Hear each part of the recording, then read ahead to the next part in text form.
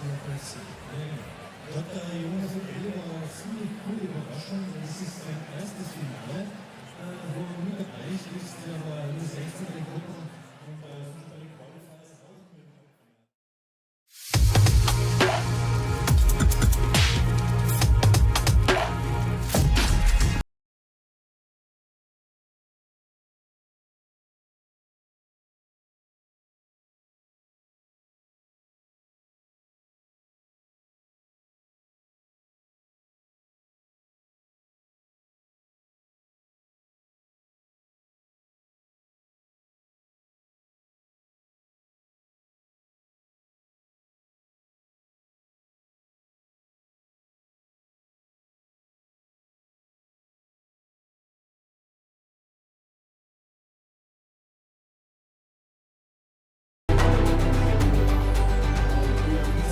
Hello and welcome to Innsbruck for the final of a packed week of climbing. It's been incredible. We've had it all. Speed from the European side on Monday, paraclimbing, Boulder, and of course, lead. And that is where we finish things tonight. And the athletes coming onto the stage now. And some big names out there as they observe the route. Jakob Schubert is in the top spots for the men. Incredible to see him out on the stage doing so well. And of course for the women, Janja Garnbret and Mori got to the same holds. Countback pushed Janja up a little into the top spots. Well, you know the basics by now, don't you? The athletes start at the bottom, they finish at the top, and right now they are trying to observe the route. They're trying to work out exactly how to climb it, spot the tricks, spot the rests, see if they can see the cruxes. And you can see there Jakob Schubert on stage with Toby Roberts trying to figure things out. Now I do have a co-commentator. Hamish MacArthur will be joining me in the commentary box in a couple of minutes, so it'll be great to have him, the GB athlete who's qualified for the games. So he'll be coming and having a chat with me later on. Well, it's set up to be a pretty exciting evening here. The rain did come down earlier on, and boy, was it heavy, but it has gone away in the meantime. And looking up at the skies right now, it's pretty clear out there. And according to the latest forecast, it should stay away. So, fingers crossed, we'll get through tonight without any rain delays or any problems. Janja Garnbret, you can see there, and I said, will we give away spoilers in this one? Boulder was long enough ago now, you'll probably know. So Janja Garnbret took the gold medal in Boulder. Can she make it the double? It would be an incredible performance if she could do that. She's up against some tough competition though. Mori is climbing well in lead. They got to the same score earlier on in the semi-finals. And for the men, wow. Martina Potzi there, you can see, reading the route with Jessica Pilz. Mattia was my co-commentator the other day for both the Boulder rounds. So I don't want to claim that that's made her get through. However, I think it's probably made her get through. So she'd definitely do more, right? But she will be climbing again. It'd be great to see her do her best in front of this crowd. It was brilliant with the Austrians the other night. The reaction when Jessica Pilz walks onto the stage was something I've never really heard like. It was amazing. Whole crowd behind them. And the men and women now jumping down off the stage to stand back so they can see the top of the wall properly. They're trying to spot all the jibs. And Hamish is joining me, so I'll bring him into the conversation in a sec.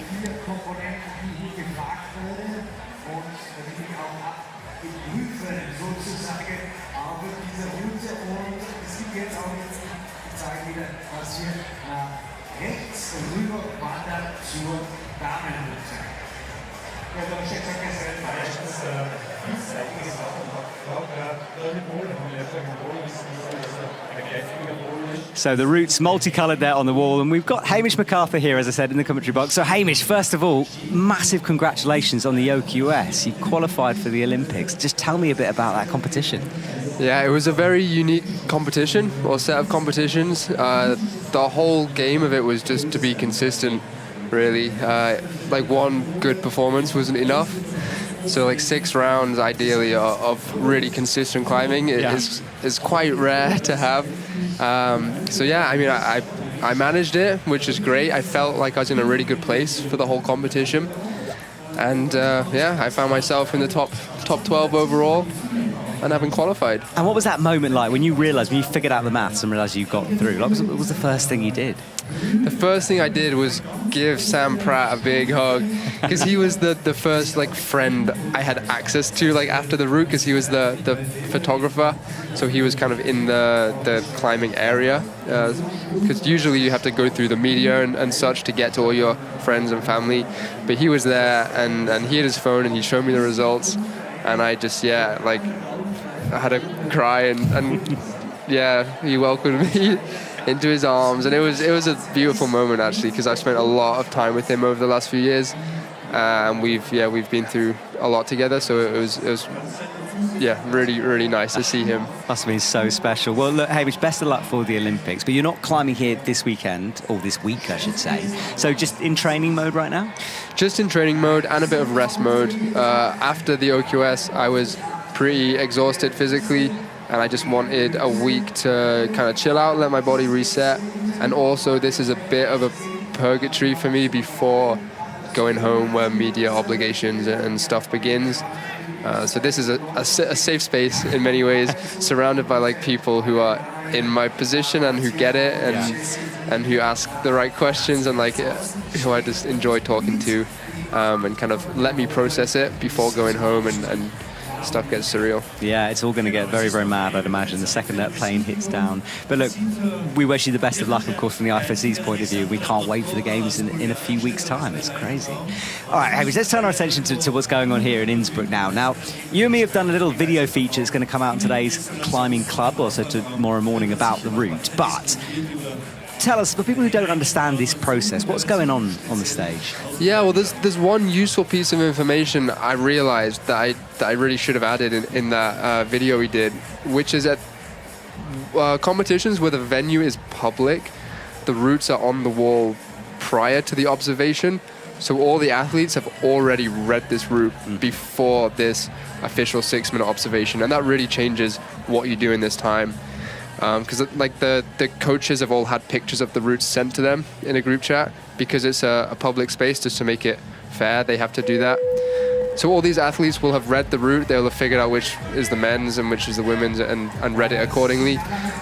So in the 6 minutes, what they're going to be doing is focusing more on the fine details, the stuff at the bottom specifically, all those like intricacies you can't see from a distance, because they're going to have a really good idea of what the route looks like. They're going to have looked at it with binoculars and studied it with their coach.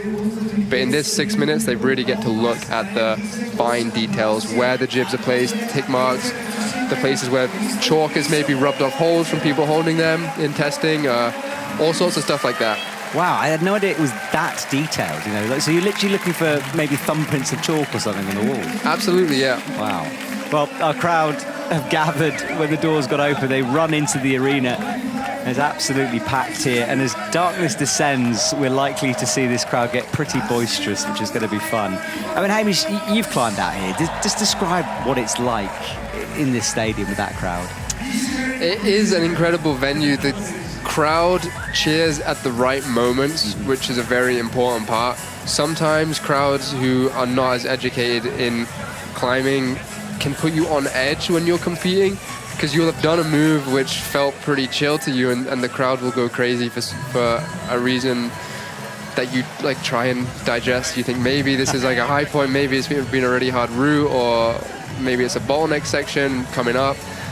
So all sorts of stuff like that can kind of get in your head with a crowd that doesn't quite understand the flow of the route. But this crowd always seems to. They wait for the moment to really cheer, and the DJ helps with that a lot, and the MC in the arena.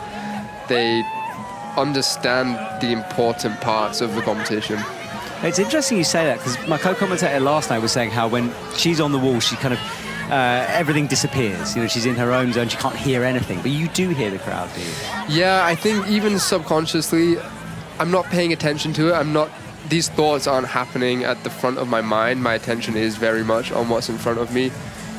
but subconsciously stuff starts to make sense when you realize the stuff that you're interpreting kind of outside of the immediate holds and clips and all that. Like, yeah. It's fascinating hearing you talk. You're so intelligent when you speak about things like that. You're very cerebral, I think, as well. And it's just interesting to hear you analyze it. Well, the men are coming on now. Tomoa Narasaki. And it must be strange for you because some of these athletes, they're going to be competing with you in the games in a bit, and he's one of them. Yeah, it's going to be exciting watching the kind of form people are on. Yeah, well, Tomoa Narasaki made it through. He's in last place here. He's likely to climb incredibly quickly without stopping, because he always does. Next up, Shuta Tanaka runs onto the stage. Good to see him back in action. Shuta's climbed, his best finish ever was third. It's good to see him on the stage there. And then Alex Megos, who's going to be another Olympian, and he qualified with you at the OQS. Yeah, him and Yannick both for the German team. There seems to be quite a few countries which have filled their quota spots, which is cool. It's not as spread out as perhaps it could have been. And Colin Duffy, he didn't make the Boulder finals, but he's got a chance for a gold medal here. He got the double gold medal in 2022. Colin has some history at Innsbruck, definitely. In my first ever Youth World Championships, I was in the finals with him on the exact same section where the route is now, actually, and he won in style. And then Jonas Utelli walks onto the stage from Switzerland. It's strange to see him in and not Sasha Lehmann in. Yeah, first final for him, and he absolutely deserves it. It's not like he's just come through suddenly. He's been verging on this kind of performance for a long time. And then Taisei Homma, well, he's experienced, the man with endurance forever, walks on, and definitely a lead specialist. Yeah, he climbs very calmly. I love watching him climb. There's some people who you're kind of scared constantly when they're on the wall. Taisei just makes me feel at ease. And then your teammate Toby Roberts, one of 4 athletes to make it through from the GB team. So good. And well, we'll talk about Toby when he comes up, but he hasn't had much sleep because he was bouldering the other day.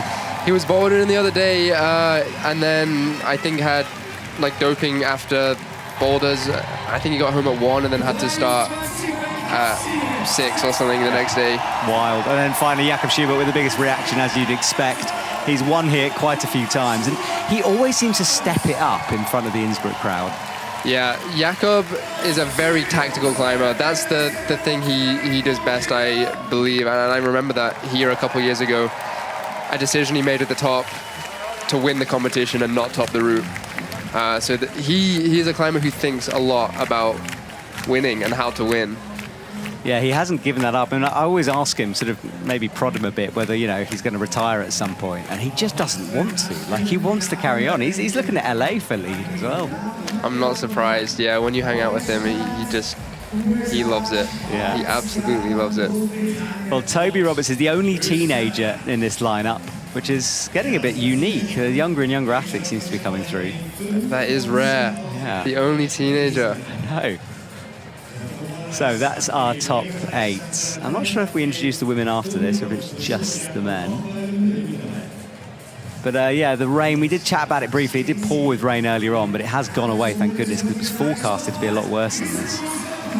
Yeah, the thunderstorm earlier was pretty real. I was having a nap and I got woken up by some pretty tremendous thunder, which I love, apart from when it cancels competitions. Yeah. The energy you get from a storm, I think, yeah, there's nothing like it. Well, let's have a little look at our wall, shall we? Because we've got some pretty special animations going on here. That's the angles of it. It's 20 meters wide, 50 meters tall. Very steep in the middle. Starts at the bottom, is kind of outrageously multicolored hold. I'm not sure about those colors. I mean, it's spectacular. You can see the different sections. It's maybe not cohesive. Yes, spectacular, but maybe not cohesive. Yeah, the route is fascinating looking. I mean, it looks like a Jackson Pollock painting in many ways. That's such a good way to describe it. It's like someone's just thrown paint at something. Mm-hmm. Well, the paddle section is a jump down there, compression through part of the steepest section of the wall, and then you enter these. I like these holes, blue and white. And it's a new thing for climbing routes to be so split up into sections. It's not always been like that, even in my time competing at World Cups, which is not, in the grand scheme of things, very long. And this route, I think, really exacerbates that. Like, the amount of different types of climbing you're going to have to do on this is pretty real. Yeah, the set is described to me as boulder problem after boulder problem just stacked up. I mean, do you like it? Is it, or do you prefer a more resistance style route? I like the variety. I think, it tests different things, obviously, and it is nice to have different climbers performing well. Like, that is a big part of the game, is does this route suit my style? And I like that it is always going to be like that. Because if you know it is going to suit your style, then it takes a lot of the stress out of it, and then what's the point in that? Make life easier, perhaps. Well, each hold is numbered, as you can see on the screen. Then, maximum points 55 at the top. And if you get to the top, you have to clip the final quick draw to finish the route. There is the ski ramp that's in the background. And you can see the clouds kind of floating around. Actually, the storm removed a bit of the humidity out of the stadium. That was something the setters were worried about. And it was a lot cooler stepping outside. And everyone in the final is going to love that. There's not a single person I know, maybe apart from some of the Indonesian athletes, who love it when it's boiling hot. Well, Budapest, baking hot, right? People are saying that was hotter than Jakarta. Yeah, no, I think it could be. And yeah, some athletes there were still warming up in trousers, which is blowing my mind. Yeah, me too. Wow. All right, well, we're nearly underway here. The men will be going back. And Hamish, these last-minute preparations, what will we be doing back in the isolation area right now? Well, personally, in this time, if I was Tomoa right now, I would be cleaning my shoes, which would mean having a towel, essentially, and just scrubbing them to make sure there's nothing on the bottom, and kind of removing that top layer of rubber sometimes, which can just be a bit sticky and covered in muck. I'd be checking I've got everything. I would probably have a fan on my hands just to keep my hands cool, because the cooler your hands are at the start, the less you're going to need to chalk up, which means you're just going to save a little bit of energy. I mean, he's done that. He's here. He's waiting. He's tied in, and is ready to walk out. And then he'll walk out, and you'll see him look at the route. He's just looked at it for 6 minutes, but still, you get a little reminder of what's to come. You remember the things the cues you've maybe given yourself, like, this is the rest. This is where I do this. This is where I do this. Just when you're on the wall, there's less decision-making to be done. Okay, well, he's ready. All that prep has taken place. It's now time for him to climb. He was 8th in the boulder competition, just missed out on the finals. He climbs here, and he has this style where he doesn't tend to rest very much. Just goes. Yeah, he's also a very loose climber, generally speaking. He doesn't hesitate much in Boulder or Lead. He's exceptionally intuitive in the way he moves. I've just realised those holes are sparkly. I hadn't noticed that before. It's just all a bit outrageous. Christmas edition. Yeah, exactly. All right, Tomoa's on the way. You can see the leaderboard on the left of your screen. Obviously, Tomoa is the only one on that, but it gives you a chance when the other athletes climb to see what happens. Now, this jump coming up, fairly low down, and you'd imagine it wouldn't be too difficult, but just might be designed to unsettle them a bit. Exactly, yeah. The setters are not wanting anyone to fall here. And as you can see, it's probably not intended to be done like that. We'll see. We'll see what people do, but that was, yeah, very Tomoa. As I said, intuitive. He got there, maybe that wasn't his plan, and he was like, oh, this is what my body's doing.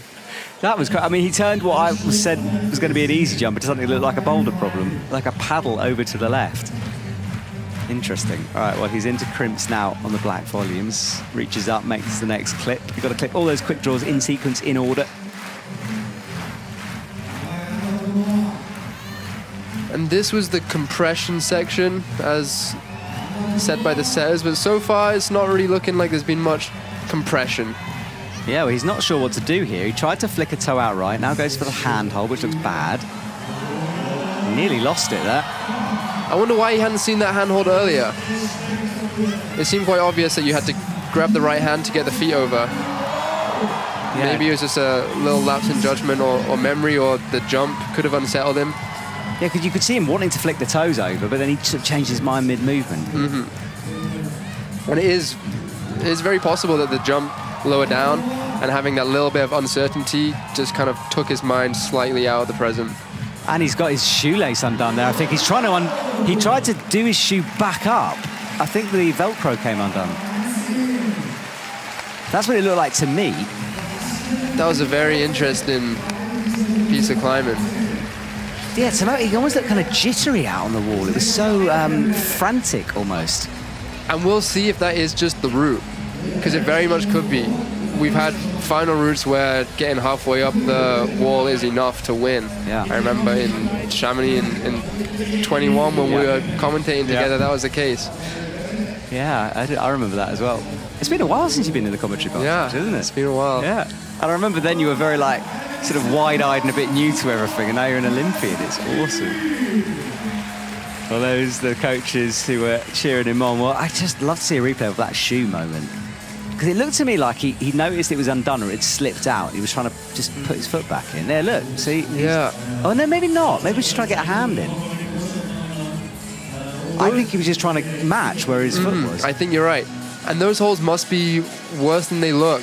Because from the ground, I thought they were going to be pretty positive. They had them in the boulder round, and they were always the jugs of the problem in the boulder round. Whereas obviously the orientation really makes a difference. Well, there it is. The angle showed us what happened. Tomoa falling out of that, upside down, back down to the ground, and his run is done. But as you said, it might be enough. We have no idea. But I think he would have wanted to get a bit higher, considering the names to come. I have no doubt that that height will be matched, at least. The climbing there looks a little sketchy up to there. It's an uncomfortable route, for sure, compared to a lot of the routes we've been getting. It looks like it does suit a boulderer, but it really, I think, is going to suit someone who keeps their head. I think that's going to be the most important factor on this, is to not get thrown off by the discomfort of the lower sections. Yes, and Tomoa did make it look fairly awkward there, so I'm fascinated to see what he does. And I don't believe Shuter's been in a final for very long. Yeah, I'm going to check the stats on it, because we haven't seen him for a bit. So let me have a little look here. He's definitely not a consistent, I mean, he's obviously been in finals probably more than myself, but compared to some of these athletes here, he's not a name that you see week after week. Yeah, he was in Wujiang where he came 7th, but before that, it was a bit of a break. Since 2021 was the last time we saw him. So this is obviously the season where he's kind of coming back into it, and it's amazing. And maybe that was just because he hadn't made the team as well. He might not have even been at comps and not doing well. The Japanese team is like that. You have athletes who can take a couple years out and come back, and they're already at the level to make finals.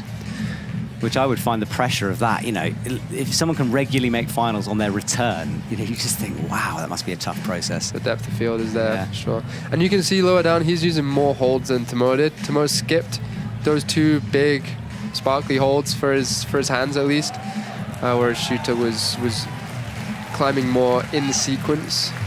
We saw there Tomoa's high point on the screen, way up above his head. Now let's see this jump. I can't wait to see this. And he's going to do it more statically. This is where Tomoa just launched. Maybe Tomoa's method was right. No, now it's looking like that could be the way. Yeah, no, I think that's what I would do if I had to go on this route right now, is exactly what Tomoa had done. Yeah. And that, in that case, that is a brave decision by the setter to put something like that in. Absolutely. Yeah, absolutely. It's happening more and more. Yeah, the world champs was very bouldery, very jumpy in places. Oh, he goes feet first. I don't think he's got a... Oh, he does hold the release. This is going to be scary. It's going to be scary, because from that position, you cannot see where the lip of that hold you're going to is, I'm imagining.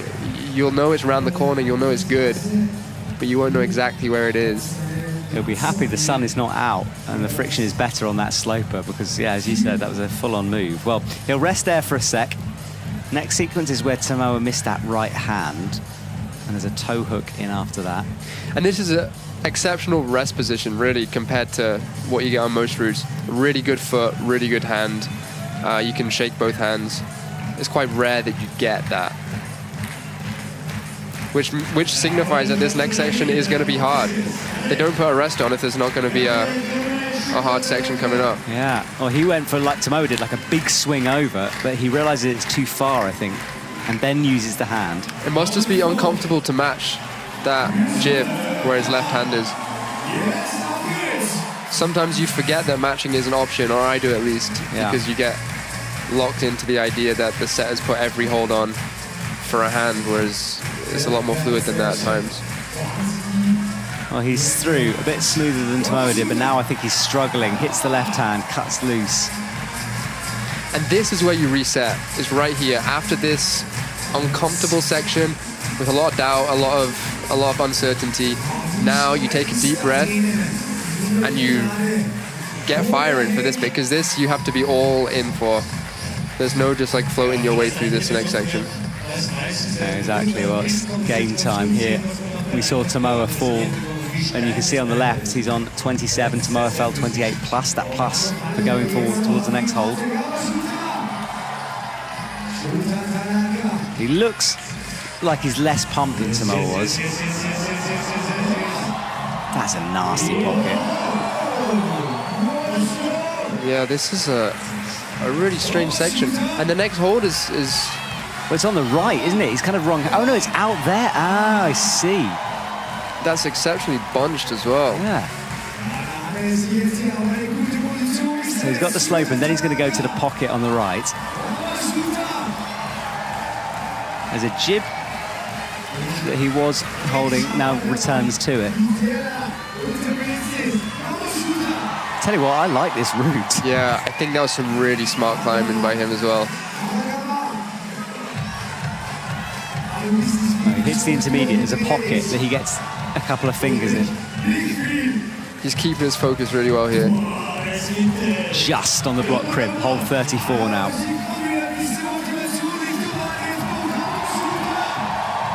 Here, there, that decision was vital. There was no way he was going to get the next hold. I think he maybe hesitated a bit too long to get the plus, and we'll see if he actually gets given it. It was hard to tell from the angle, but when you're gassed, sometimes you just got to admit that the game's over and you get the plus and that's it. Yeah.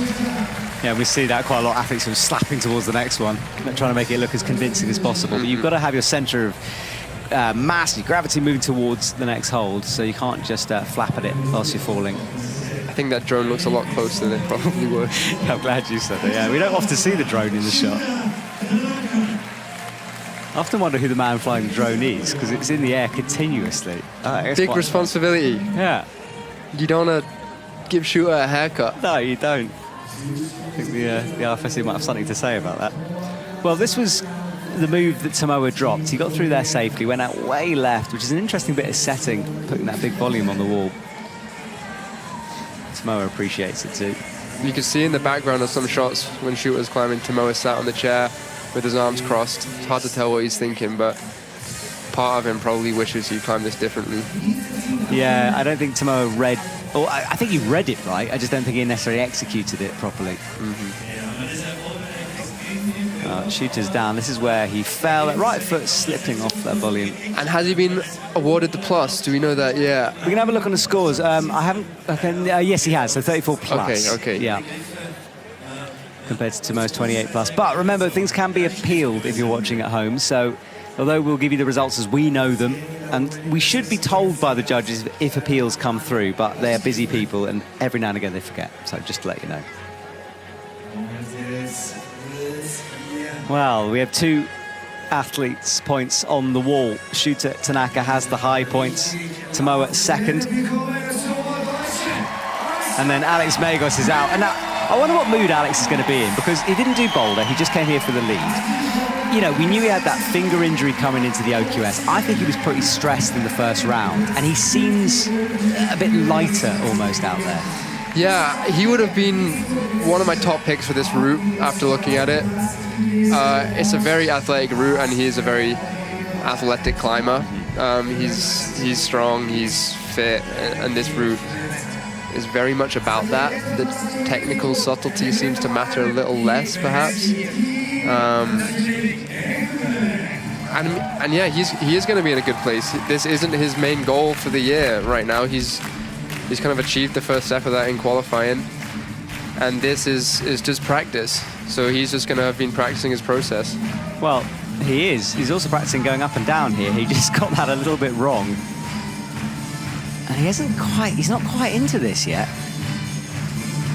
And you said, you know, it's a scary section at the bottom. Maybe we can see that with Alex here. He's not quite confident. I can see why. Honestly, I don't think I would be on the start of this route. It's hard to read. The sequence is really not obvious. There's just blank surfaces kind of to smear on for your feet and long edges of the volumes to hold. It's not really a clear sequence as to what you have to do. It's also visually quite difficult. I mean, the zebra holds are, you know, it confuses me looking at it, let alone trying to climb the thing. Yeah, they are designed for that exact reason. They're designed to throw people off and make people question what they're doing.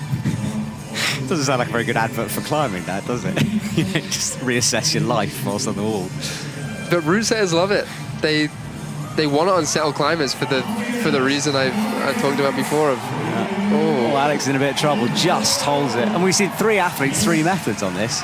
Yeah, he put pretty much all of that through his left hand there. He must have felt really strong on it because the other climbers did not look like that was a viable option. Well, Alex now rests. He's on hold 17. Looking calm. Yeah, I mean, he's experienced enough to climb himself in. He knows if maybe things don't go that well down the bottom, that they'll come later on. And you can tell how loose he is in this rest position by where his shoulders are. Like, if you have an engaged shoulder, it means you're tensing muscles unnecessarily. You kind of want to let that joint hang loosely a little bit in a rest. Otherwise, you're just tensing muscles for absolutely no reason. And he's smiling there, which is great, as that drone rotated around. I don't think the athletes are used to having a drone that close. We don't normally do that. It's a bit of a weird one. I don't think I've ever experienced that. No, I don't think it'll make a noise. You won't be able to hear it over the crowd. I don't think you can hear much over this crowd. Yeah, we're being told that the drone, it's quiet. It's further away than it is. It's just because our camera picks it up. So they're not being distracted, so don't worry. Yeah, no, it's just unusual for us because it's different. Alex is cruising through these moves. Had those toes into the pocket.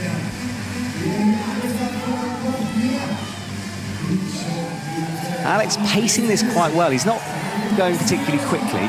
It looks like a different route to what we've seen so far. He's climbing it like a normal looking route, really, whereas other people have made it look a little exceptional. Yes, they have. It seems so sort of bouldery and cruxy for everyone else. But Alex, oh, that was close though. Just hit the right hand. Yeah, Alex has got more flow on this. He's just linking together the hard moves better at the moment. And an important part of that is that he is splitting up the sections by shaking out and resting. He has the fitness to do that. And that just gives you a bit of a reset. He will be in the shape of his life, of course, building up to the Olympics, but maybe not peaking yet. Everyone's on a different schedule. And he hits that blocked crimp beautifully. There's a lot left in the tank, I feel like. Yes, I agree. I feel like, barring a big mistake, Alex is going to go further, and that foot did slip as I said that. Well, suddenly for the first time, Alex does look in trouble. Up to the crimp, he's got to cross through. But then look, he's returned to that sedate way of climbing, like just slowing everything down. And that's the thing with this wall, the angle change really allows you to sit over feet and kind of compress the wall angle, and that gives you a lot of rest. Well, this is great work from Alex, but a lot of climbing to go. This route, and he came up, and on those leopard holds, the black of the volume sort of blends in a bit, but he got the accuracy, but suddenly ran out of steam. That was a good climb from Alex. That was a really good climb, yeah. It's hard to make a route like this look like he did. And so far, every climber who's come out has improved on the climber before them, which is kind of what you expect in a final as they come out in reverse order from qualification, but it's definitely not always like that. No, you're right. And I also think at the moment with this level of climbers, it's like once you get to the final, it's kind of you just restart things, you know. Apart from maybe Janja Garnbret and Mori coming through at the end, but yeah, it just begins again. There's a bit of rain flicking through the stadium right now. I don't think it's going to affect anyone. The crowd's not going anywhere, and it won't make the wall wet. Yeah, looking at how long they left it when the Boulder round was on, I don't think they're in any hurry to cancel this competition or change the schedule at all. No, I think we're all good, eh? And I've got to take my hats off to the judges because I know, because I was privy to some of the conversations that went on, and it was a very stressful time for everyone trying to fit it in. Well, that was when he popped the foot, made the adjustment. And without that mistake, I think he would have got at least this move done. I think it. I mean, you said it. Unless he makes a major mistake, he's looking really good, and that was a major mistake. I mean, he loaded both his hands on directional crimps in a quite unnatural way. Like there's a lot of effort required just to stay on the wall, and you just burn through your energy stores when something like that happens. Yeah, and the fist pump at the end. He'll be happy with that. He should be, at least. I think so. I think that was a good one for Axe. And as you said, this is not the focus of his competition. He'd love to win here, of course. But this man, I think it is more important to him in Innsbruck. I think he's sort of got something to prove here a bit. The thing with Colin is I think absolutely everything is the most important thing he's ever done. Really? I think in training, every route, every boulder, it seems like it's the most important moment of his life, which is unsurprisingly why he's progressed so much. So is he quite intense when he's in training, if he's got that attitude? He has this incredible thing I've been trying to learn from, which he does, which is if he's frustrated, he'll fall off a route or a boulder and he'll be frustrated, and for a second, it'll look like he's mad. It'll look like he's about to do a Manu and kick his chalk bag from, I mean, there's that one famous clip. Yep. I don't want to give Manu a bad rap. That's not his reputation. But then he'll let it out in like a shout or something, and then it'll just be gone. He'll just look at you and smile, and he's just got it out of his system, and that is so incredible. Yes, it is. It's easier said than done, something like that, isn't it? Mm-hmm. He lets go of stuff. Yeah. All right, well, he's quickly through the bottom. No issues down there. And the reason I say he's sort of like got, you know, some unfinished business here perhaps is just because he's had the last couple of years, he has just missed out on big moments. Of course, he qualified for the Olympics in Bern, but we'd love to see him back on the podium here. All right, he has the toe in.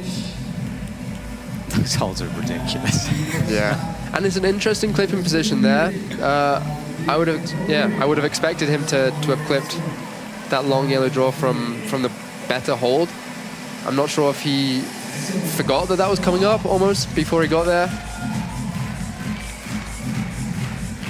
Yes. Kind of hoping for the paddle here. Yeah. Yes. So classic Colin move, you think, that one? Absolutely. He's switched on for this. You can tell when he was walking out, his eyes were taking in nothing but the holds. He's here, and that's a move that if you're ready for, it's not too bad. Yeah, no one's quite done it in the style Tomoa did it in, and I think probably Tomoa just had to unleash a bit of extra grunt to get it done. I think he slightly misjudged it. Colin climbed it the most efficiently of anyone we've seen. Yeah, I'd agree. Well, he's got two toes in now, as we've seen before, and he'll rest again in this position. And for him, it doesn't look very restful, that, but it will allow him a bit of a shake. Yeah, it'll rest your fingers, because the hold you're on is big and it's flat. It'll be more through the wrist and the core, creating that tension. But it's definitely not physically restful. Okay, blue volumes to come. Hits the right hand. There's a bit of a danger area coming up where we saw Tomoa fall here. So we need him safely through there, and then you go all the way left. And we'll see if he gets a high foot or just campuses straight under. Yeah, there's not a lot of space, is there, to match? Yeah, and Megos' campus looked good. If you're strong enough in that left hand. Colin is looking on form as well here. Okay, the route goes left now onto the big volume. There's a jib on top of it. Oh, he's missed it. Now adjusts. This might be the most Colin has ever climbed like Colin. He's just in such interesting positions that only he seems to find himself in. It's fascinating that you see that, you know, straight away, that you're recognizing the climber that we want to see out there. Absolutely. This is the Colin I love to watch. I mean, he's on the wall doing his own thing and he's making it work. And you can just see how driven he is. You can just see it in the way he's looking at the next hold.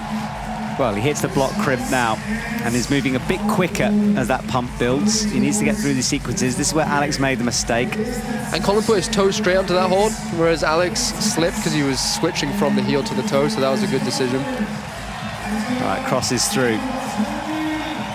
Nearing Alex. He hasn't made this clip yet, though, and I don't think he's looking to either. No, he does fall. So a bit behind Alex's score.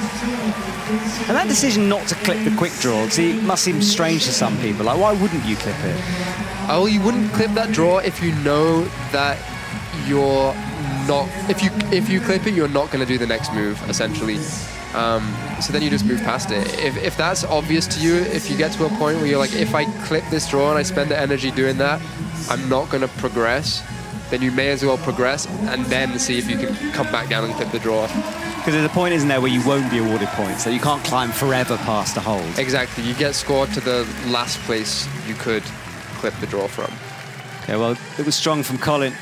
As you said, he looked like Colin on that route. It's nice to see him performing like that. Alex giving him encouragement. And Megos is probably the voice that I hear most when he's cheering on. Yeah. In the OQS events and just in general here. I remember here last year, I don't know why, he's got a pretty distinct cheering voice. Yes. And he's very passionate about cheering the other climbers on, which is really nice. Yeah, he's kind of a climber's climber, is Alex, I always think of him. Mm-hmm. Okay, next athlete to come will be Jonas Utelli. And you were saying, you know, that Jonas has been building up on this for quite a while. Why do you say that? My first major memory of climbing with him was at the Youth Worlds in Voronezh, where there was 2 quali routes, and I remember I think he was maybe the only person to beat me on one of them, and I was like, okay, I've got some competition here. Yeah, that was a really cool moment. It's just a pure endurance route. I can remember it. There was nothing like crazy about it. It was just really physical and pumpy, and I mean he can just motor. But he's really stepped up his game in comps, I think.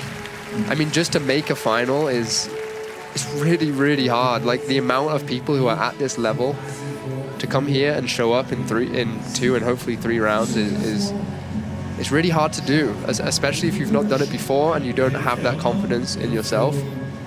And he's also just a lovely guy, so I'm not going to be biased, but I am rooting for him. You can be as biased as you want, it's fine. Well, we're watching some of the highlights from earlier on. We've had a couple of athletes through now. We're just cleaning up the stage, I think, due to this delay. And this is Shuta Tanaka, who I don't think will be on the podium here today, but it's nice to see him back in action. And Japanese coaches, who are probably the busiest coaches on the circuit. Mm-hmm. Yeah, they must have some secret to deal with jet lag. I don't know how they do it. Well, also they're just in isolation all the time because one of their athletes tends to make it through. Mm-hmm. Yeah, they just really like the free snacks, I've heard. So do I. Definitely nicked a few of them on the way through. Something interesting about the OQS and this final is the amount of people who are in my youth category who are qualified. I think out of the 20 Olympic athletes, I competed against 7 of them. Wow. In my youth category. Huh. And it's kind of, it's interesting. It comes in waves, I think. You just need one person. For me, that was Alberto. He was kind of the king of the EYCs, like the European Youth Cups that I'd go to. He'd always be on the podium there, and I had something to chase, and it was a really high level. And there was like him and Paul and Luca and Sam and Colin. I made you mention Voronezh. I haven't heard someone talk about Voronezh in ages. That feels like a lifetime ago. Yeah, it is. Strange place, let's be honest. But it was a great competition. That's why youth comps are important. Like what you just said, I think really resonates because it's the future of the sport. That's why we want to watch it. So I'm hoping to return to that circuit myself. Right, Jonas comes onto the stage. Maybe looking a little bit nervous. It's hard to tell. Do you remember your first senior final? What that was like? Yeah, my first senior final was the World Champs final. Quite a big one, though. Yeah, quite a big one. That I think because I was so surprised that I was there. I wasn't especially nervous because it just felt like a dream. It didn't really feel real, so there wasn't really much space to be nervous. But after that, the next season, I made 2 finals, and it is quite terrifying walking out there, especially mid-pack. Coming out first is a lot easier, whereas he's like established that he can beat the likes of Megos and Tomoa. Like it's hard to come out with that expectation from the crowd that he's the kind of best climber to be on this route so far. But also the crowd, the first athlete out, the crowd doesn't know what they're looking at yet. By this point, they know where the high points are and the cruxes, so they'll respond differently. Yeah, exactly. And the worst thing you can do in his position is try and not embarrass yourself. Like that is the worst tactic you can do. But it's it's common. It's like I've done that many times. It's like all I want to do is not mess up this low down jump. All I want to do is not have a foot slip at the start. But that does not let you climb how you want to climb. No, and he's now got one of these scary moves to come. Well, he's going to launch into the paddle here. Yeah, easily done. It almost looked like he was expecting himself to paddle and then got a little scared. But luckily, not luckily, but it was strong enough to hold that position and feel secure on the move, which maybe psychologically is what he needed. Yeah, I think you're right. He's sort of changed. You can see his body language change when he was hanging there. Oh, now he is actually adjusting his shoe. See, I got it right that time. All right, well, he'll rest here. And as you said, this is a really good resting position. Yeah, it's one of the better resting positions I've seen in World Cups for a while. Well, that just shows you what's to come then. And he doesn't hang around there too long, so obviously not feeling bad. Reaches up. Time not really a factor in these competitions anymore, but there is a time limit, and that's the bottom right of your screen. A lot of athletes these days have taped wrists. I'm not sure exactly what it is or if it's different for each people, but wrists, I think that the style of hold that he's on right now is kind of what puts a lot of force through your wrists. Yeah, slightly open hands. He looked in a bit of trouble for a moment here, and he still does, to be honest. Yeah, I think he was the first athlete to use that high heel method, which looked more secure, but now you can see that he's really having to fight. He can't do this. He just needs to take a breath here and understand that he's okay. He's fit enough to recover from this. He was just revving the engine there, I think. Yeah, 3. It's popped twice before he made it stick, and you can see that last go was all or nothing. And he's gone for another heel. Right, bunched up position to come here. I feel like he is struggling quite a lot here now. I think you can just see it in his movements. He's looking for a position where he can rest. He's finding rest where there aren't really rests. Exactly, which is very smart. Like this is going to allow him to get a couple more moves, and a couple more moves could make a difference. Well, he slips there. We kind of saw it coming, didn't we? But that was a good effort. Certainly not embarrassing himself. No, that was great. He matched Tomoa's score, I believe. I can't remember exactly what Tomoa did on that hold. But that rest that he took just there was important for him. Like he recognized where he was on the route, and he made the best decision he could. Yes, he did. Well, his comp is done, and we saw the rain falling there. Again, we're not expecting it to affect the wall. The wind isn't blowing. The wind would be the dangerous thing. Yeah, this was the heel that kept popping, so he had the right in. It popped there. And I suppose at that point, you're not going to readjust your beta, are you? But you're committed. Yeah, I think it might have been slightly better to put a toe in there. It just wouldn't slip like that. Maybe after the first time the heel slipped, there was a potential to change that.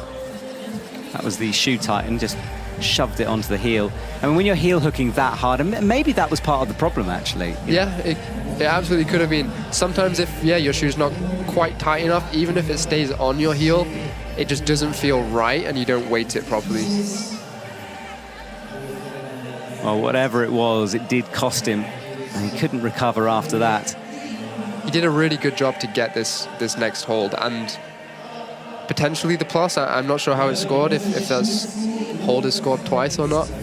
Yeah, we'll wait to see that. Right now the scoreboard is obscured by these replays. We'll let you know in a sec. Jonas onto the crimp.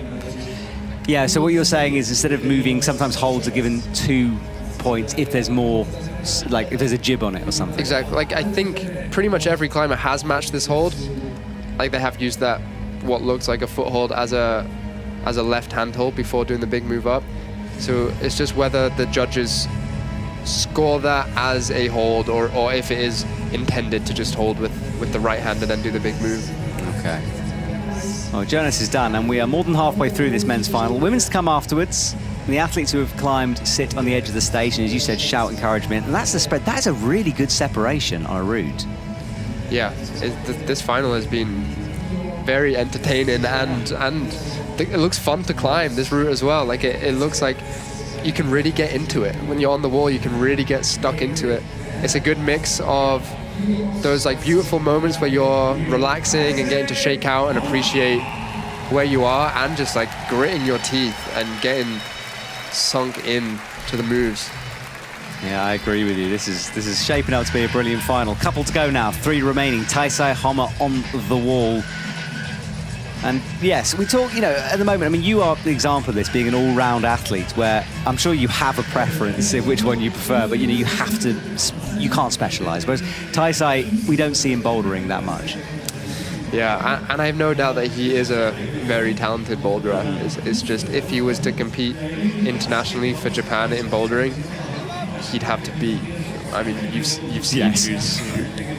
There's Serato and Raku, exactly. People like that out there. Exactly. Yeah. It's like, if he was maybe like had another nationality, he could for sure make the bouldering team. It's just kind of impossible to do that at this moment in time on the Japanese team. Absolutely, and his lead is impressive. He was second in Wujiang and the first Lead World Cup of the year.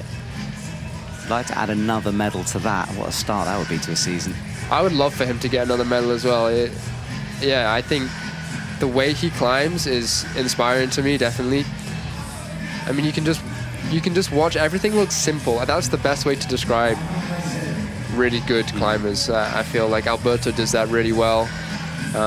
Andre too. I mean, a lot of like the top lead climbers make it look simple. They make the decisions look obvious. Like, oh, of course I put my foot here, and of course I do this. It's fascinating. I find it really interesting you have people you look up to, because there's obviously so many people who look up to you. Hang on, Taisei here.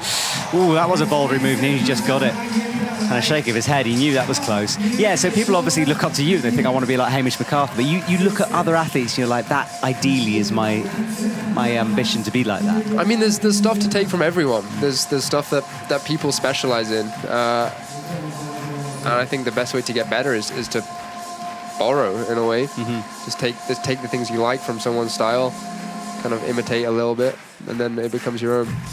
All right, well, I hope you're learning if you're watching at home. I certainly do when I see these athletes climb. But Taisei Homma had an early moment, just got that jump. Rain falling really quite heavily now in the stadium. Easily in with the toes, though. All right, this is where Jonas had the issue with the right heel. Yeah, he does that better than anyone. A lot of people cut loose on that move. He managed to keep the foot on. He is a pretty tall athlete, especially in this final. I think he'll kind of stand out as the taller athlete. And he didn't use that high heel that Jonas did, which I think was maybe a little bunch for him anyway, so... Yeah, it was better, wasn't it? Well, he's easily through after that jump. And what was interesting, he didn't get unsettled by nearly missing it. Not at all. Okay, he looks great. Out left now, but this is a big move. He's got to get a foot engaged somehow. he could be in a bit of trouble here. As you said, a bit taller, difficult, and I don't think he's got the reach on this. It's a really scrunched up position to one arm. There's the metal coping, but you can't really stand on that. Yes. He spent too long thinking about how to do the move without trying the move. Yeah, I'm sure is strong enough to do what Megos did, and as soon as he got into that right hand, just camper straight up. Because getting the feet up is a really small box. Like Colin, I think, did it off heel in the dish, or maybe both feet were on the wall. But yeah, Taisei looked uncomfortable in that position. And by the time he'd kind of decided that wasn't a feasible method, his arms were a bit burned to just do the explosive campers method. Well, unlucky for Taisei, we saw a shot of him walking on in his shoes. Let's just keep the climbing shoes dry, because it is pretty wet out there. We're in a lovely, warm, sheltered commentary box here. It's the best place to watch it. Yeah, this is Taisei, his feet swinging around, and yeah, that was that jump. He only just got it with the left hand right far on the edge of the black volume. And clearly someone has spotted the fact that Alex is quite expressive and just said, right, stick a camera on his face, do not move. And this is the move.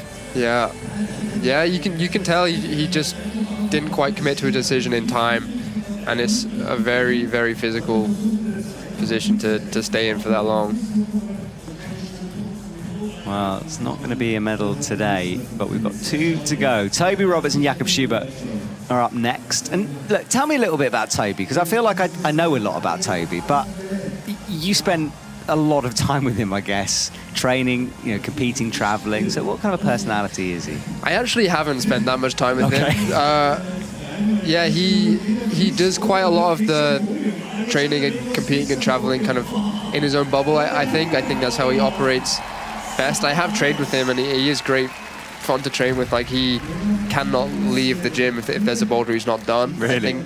I think that's something which is really impressive. Is if there's a comp sim and he doesn't do a boulder, he's not leaving it until everything has been done, and they have just been milked for all the experience that he can get out of it. I get the feeling he's quite an obsessive personality. Really? Yeah, a little bit. Like, I think he just wants to have things, I don't know, this is me just sort of spitballing here, but he wants things done the right way, his way, and... Yeah, no, you're absolutely bang on from what I can decipher as well. I think that's evident in how good he is as well. You can't get to this level without being obsessive. Yes. Yeah, and every climber, and it's an easy trait to have as a climber, because it's the most addictive sport around. All right, well, penultimate athlete out. Toby approaches the wall. I'm just going to have I know the score isn't being shown too much, so I'm going to have a little look for you here so I can let you know. So currently, and if you want to follow the scores as they go along, there is an IFSC app. It's free to download. Alex Megos is leading the way with 42+. Colin Duffy second with 40+. Shuta Tanaka in third with 34+. Taisei Homma just outside in fourth. Then Jonas, and then Tomoa. That's as things stand. You can see it bottom left as well. 42+ for Alex Megos.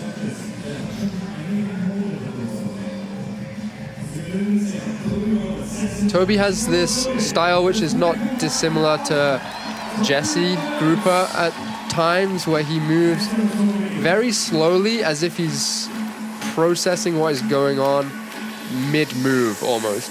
Whereas some people just get between the holds as fast as possible because I feel like they know exactly what they're doing. Whereas you can see his brain working as he's climbing. Yeah, very calculating out there.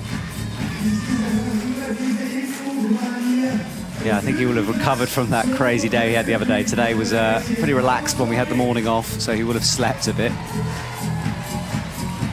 But I think the sheer energy as well. I mean, his dad told me that when he was doing those doping testing, and he was awake at night, it was hard for him to switch off. Oh, but Toby's struggling now. That left hand was shaking, but he recovered well. Yeah, I expected that to look easier for him, given how strong his fingers are. Yeah, I thought maybe then he was kind of deciding whether or not to do the campus move. It will have been talked about when they were reading the route together, I'm sure. That would have been an idea that was floated around the group. So he was having to make that decision real time. Yes, and I suppose when you're at this level, you do have, money to spend on a move. You can say, you know what, I'm just going to give an extra little 10% here and get through it like he did. And I think he just turned on a boulder mode there. And everyone has struggled a little bit with reading this section first time, which I guess is maybe more evident when you're on the wall. But he gets through it. He didn't waste too much energy at all there, really. No, everyone climbing a little differently for each one of these sections. It's what makes this route so good so far. You get some occasionally where it's pretty straightforward until a crux and they fall off. This is not one of those routes. And you can see he went straight into that toe hook outright, whereas Jonas went for the heel, which popped twice. The toe kind of allows you to relax a little more into that left hand. Well, he's nearing a spot where a few athletes have fallen, though. Taisei Homma, Jonas and Tomoa round about this hold. So let's see what Toby can do. Drops into just a tiny jib, which he wraps the hands around, the fingers around. And a new method, going foot first around the corner. We haven't seen that at all. And he did it straight away. There was no pause to think about it. I think he'd pre-planned that one. That might have been an example of something he kept to himself. Yeah, he's seen something and thought, you know what, that's the way I'm going to do it. Okay, well, Toby is having to turn it on now. He's currently in 4th, close to a podium, provisional podium place. And he makes that kind of blind move to the pocket. It's quite a disguised hold, especially when your brain is filled with lactic acid. It's going to be quite hard to make that decision and pump be accurate. Brain, right? Yeah, exactly. Yeah, and also the color scheme makes it difficult to see that pocket, but he's done well. Now, he goes for Alex's heel, but more solid on it. Yeah, and switches it to the toe in a pretty relaxed method. He's doing this very classic Toby thing of resting in positions that people fall on. And he'll look like he's cooked, and then he'll get to a position where he just completely unravels it and gets way more back than you'd expect. Yes, you're right. He's like a bit like Taisei Homma is sometimes, where you think he's going to fall and he doesn't somehow, and yet he grinds out. Someone said to me the other day, I've never seen a climber with his elbows up by his ears do as many moves as Toby can do. Exactly. Well, he just hits this. He's having to fight now. He's right on the edge. No! Can't hit that right hand.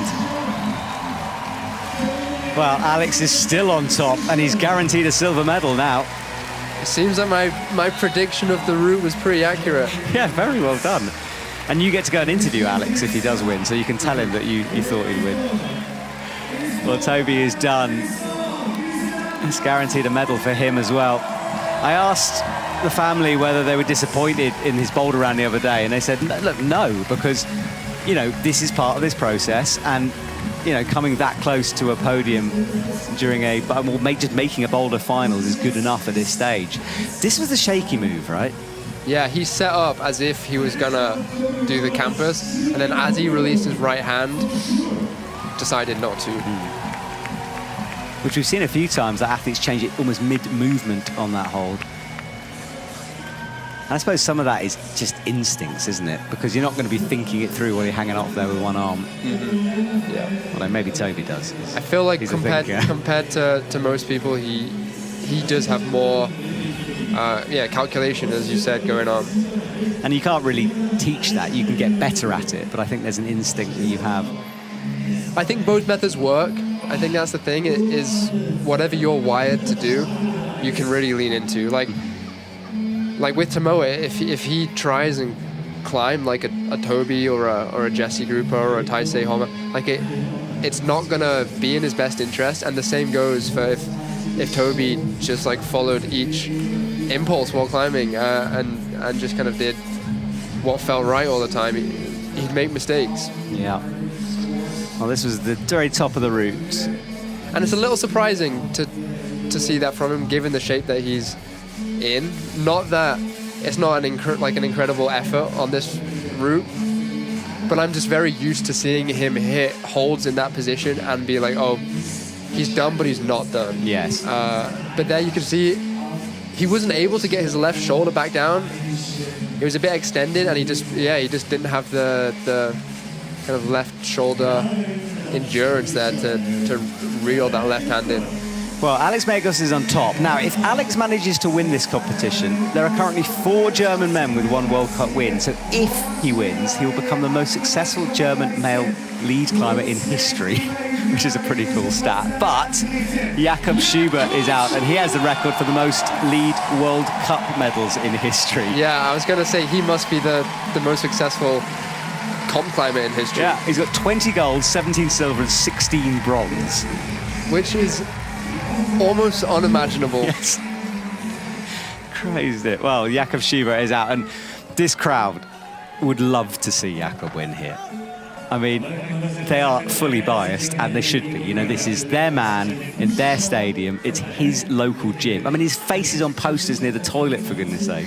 And Jakob is the gift that keeps giving. I feel like there's been so many moments where you feel like maybe the magic is being used up, and then he'll have a moment, yeah, and it'll restart again, and you'll remember who he is. I love Jakob Schubert, right? But I didn't expect him to do it as well at the World Champs as he did. It's just he finds something for the big moments. Exactly, that's it. He is a true competitor. We've talked him up a lot now. I hope he's not going to fall off in these bottom moves. So, come on, Jakob. And the crowd start to chat, and the crowd actually are a bit nervous out there. You can tell they just got a bit silent. The DJ drops a...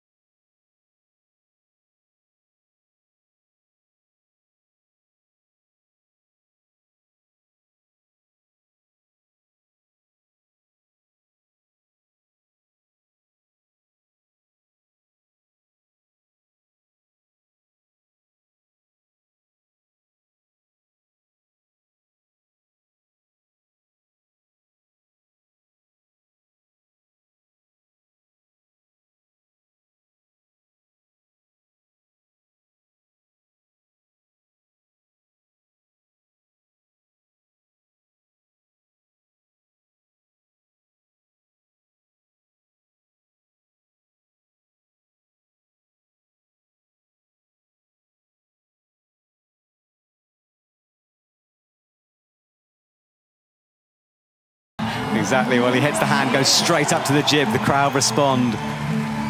Only Toby doing that foot first movement. But I really feel like he's got caught up in a rope. In this moment, he's not thinking about anything but right now and untangling himself from this rope. Like he's... But that's where the experience counts. You know, someone else might have freaked out in that moment. Jakob didn't. Exactly. He understood what needed doing and just did it. It's so dramatic. The rain is pouring down. The spotlight is on Jakob. The DJ has just dropped this banger of a tune. He's got 2 fingers in that pocket now. Hits the jib. This is the kind of moment that makes people want to start comp climbing. Yes. I feel like this is the kind of moment. He hasn't got the quick draw in there. Now he does. Okay, how's he going to do this? We saw he's going to go for the heel. You've got to be careful to wait it. Shakes out. Adjusts into a toe. Maybe starting to struggle now a bit. Yes, just hits that left hand. I think Jakob is really battling right now. He's shaking out almost every move. Just fingertips on. There's a few holds to go before he's going to make it. I think he's in real trouble. There's Alex's high point. He's hit Alex's high point. Can he go past it? And that's he it. Can. And that is it. Jakob has delivered once again. That is just unreal. And the timing with the music is perfect. What a competition. He falls down, but no one really cares. Jakob Schubert takes victory once more in Innsbruck. Incredible stuff. Wow. Now, Hamish, you're going to have to wrestle with Austrian TV because I know they want to interview him too. So listen, you go now because it's going to be a bit of a battle down there.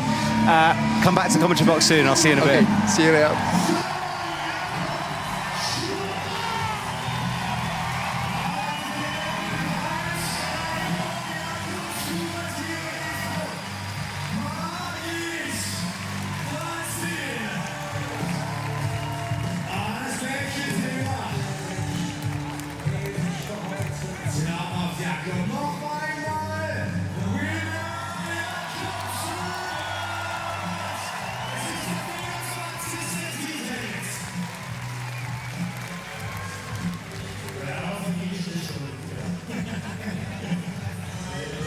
Well, what a moment for Jakob Schubert here. Incredible stuff as he crossed through. I sort of felt like we were overhyping that moment, but oh my goodness. Every now and again, commentary, athleticism and atmosphere come together. And Jakob Schubert delivered on some promises there. Just wonderful, wonderful stuff. He is the winner, 45 compared to Alex's 42 plus. Truly brilliant moment. This stadium has seen some epic performances from Jakob and the entire Austrian team, but that one, that's going to be in my brain for quite a long time, and I think it will be for you guys watching at home, right? Wow. Yeah, when he fell, it was kind of irrelevant. I know he wouldn't have known that was the high point, but we knew it just didn't matter. And what a route. Setters have a tough job. They do get it wrong sometimes. But with that one, they really did get it right. Absolutely incredible.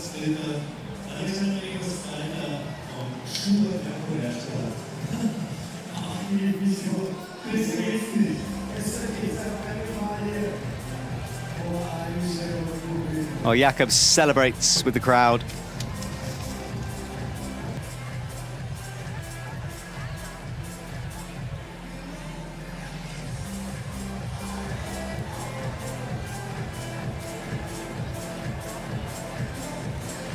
Well, we'll have a moment to breathe here. Women's competition coming up next as we have a little look. Jakob Schubert, 45.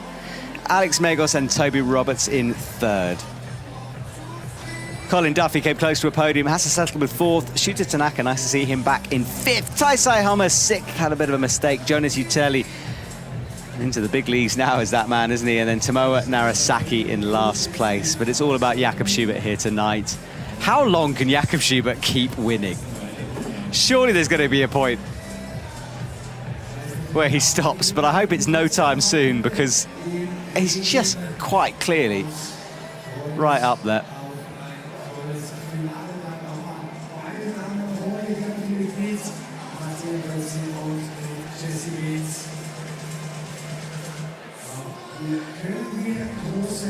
Well, Hamish. This is Toby Roberts. We're looking at our top three here. Well, I'll let you enjoy this moment and we'll return in a couple of seconds for our interview.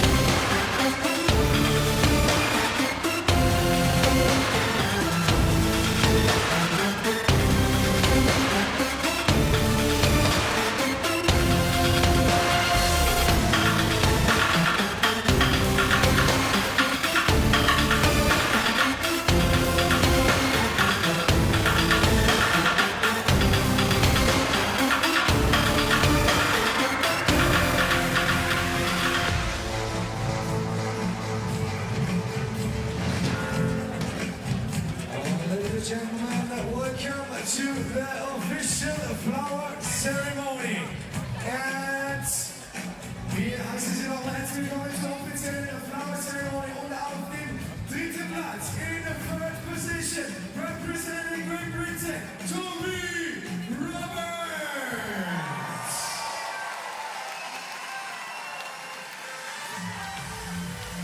Auf dem zweiten Platz in second position, representing Germany, aus Deutschland, Alexander Megos.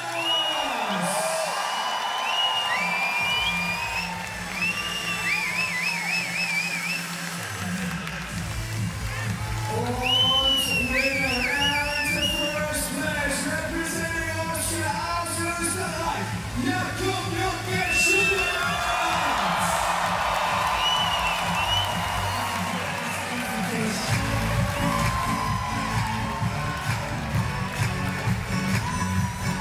Ladies and gentlemen, the podium.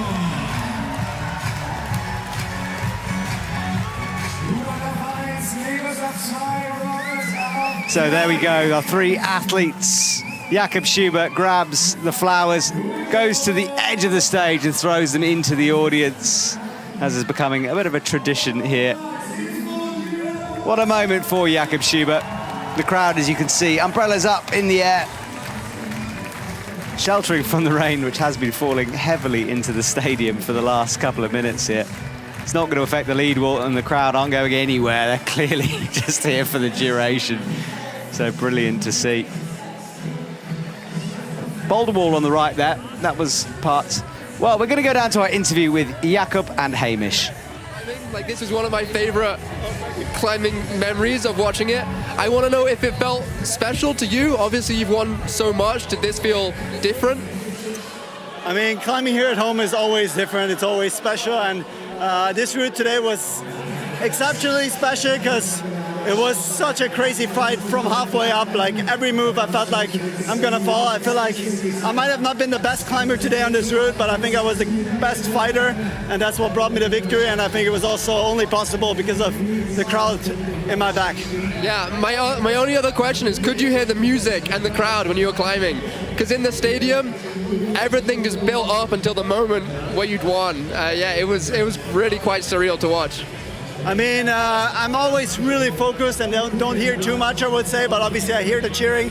I wouldn't really recognize which song was playing or whatever, but obviously it was so crazy loud when I stuck that move up there, so I immediately knew, okay, that was probably the victory, you know, and it's not very often that it's this loud that you realize it immediately. So from there I felt like I could almost enjoy. I mean, not really, because I was way too pumped, but still, it was such a great feeling being lowered down and hearing I actually won here at home.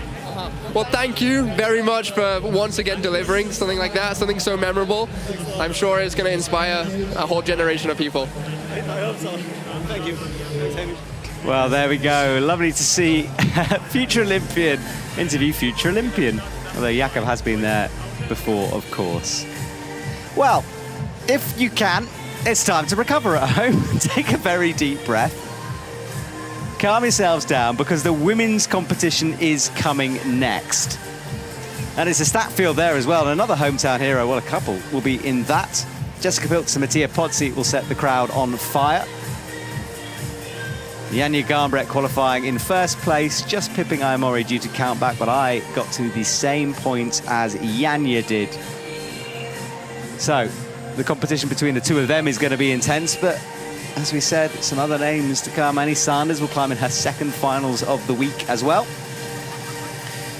So lots of action, and I wonder whether the route on the right will stand up to the route on the left, because what a spectacular route that men's route was. It was one of the best ones I can remember, in all honesty.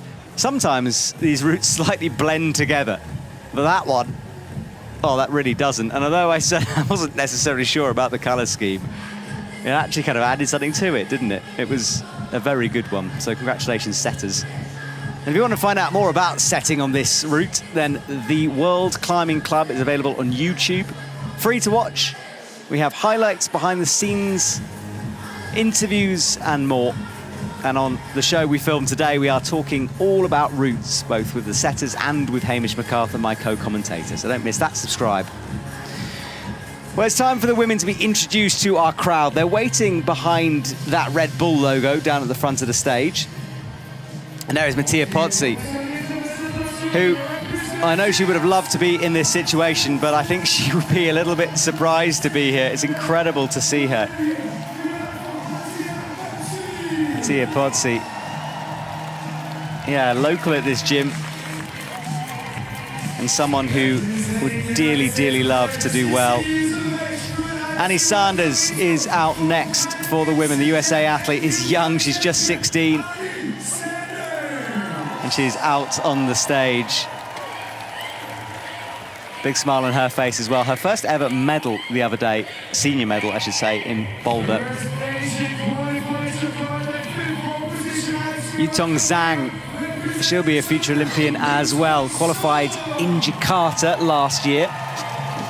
And certainly one to watch. She's very quiet, maybe a bit of an underdog, but she's very, very good out on the wall. So she's one to watch too.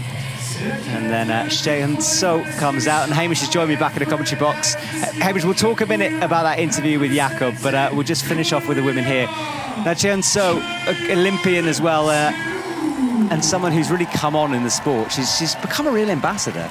Yeah, she's become an icon pretty quickly. Yeah, the queue for her autograph in Seoul is enormous whenever we go there. All right, 5 gold, 5 silver, 5 bronze as well. It's pretty lucky stats. Consistent, isn't it? Alexander Totskova, great to see her back. She's really struggled in recent years. Yeah, I was speaking to her the other day, just in the gym, and I mean, I forgot how lovely she was. Like, I've spent a bit of time with her before, and she's just a really lovely human being and a really great ambassador, I think, for the sport. Yeah, I'm glad it's coming good for her. All right, Jessica Pilz, she had the biggest reaction I've ever heard in this stadium when she came out to the lead yesterday. It felt like a finals. And she'll be looking to match Jakob's endeavours. And then the second next out will be Ai Mori from Japan. Now, Ai Mori struggled with boulder a bit. That's some power out on the boulder wall, but lead, and especially a route like this, she won't need those jumps necessarily, but there is a jump in it. But Ai Mori comes out. She's quite shy. When you get her one-on-one, though, she's not. She's very, very talkative. Yeah, I don't think I've ever actually spoken to her. But, I mean, her climbing style is... I love it, honestly. I love the way that she performs in routes. And then finally, Janja Garnbret comes out. She won gold the other day. Look at that confidence. It's like a swagger out onto the stage. Peacocking, yes. I think we call that. Yeah, she's showing all the other girls and the crowd kind of where she's at, and I mean, her facial expression says it all. Yeah, I mean, she's already won, well, 2 World Cups earlier on in the season. She's come back and doing really well here. And she's won, you know, the defending Olympic champion. But the pressure that she must be feeling is so intense. I think about this a lot, yeah. It's so easy to... She's known for her consistency, so it almost becomes less of a...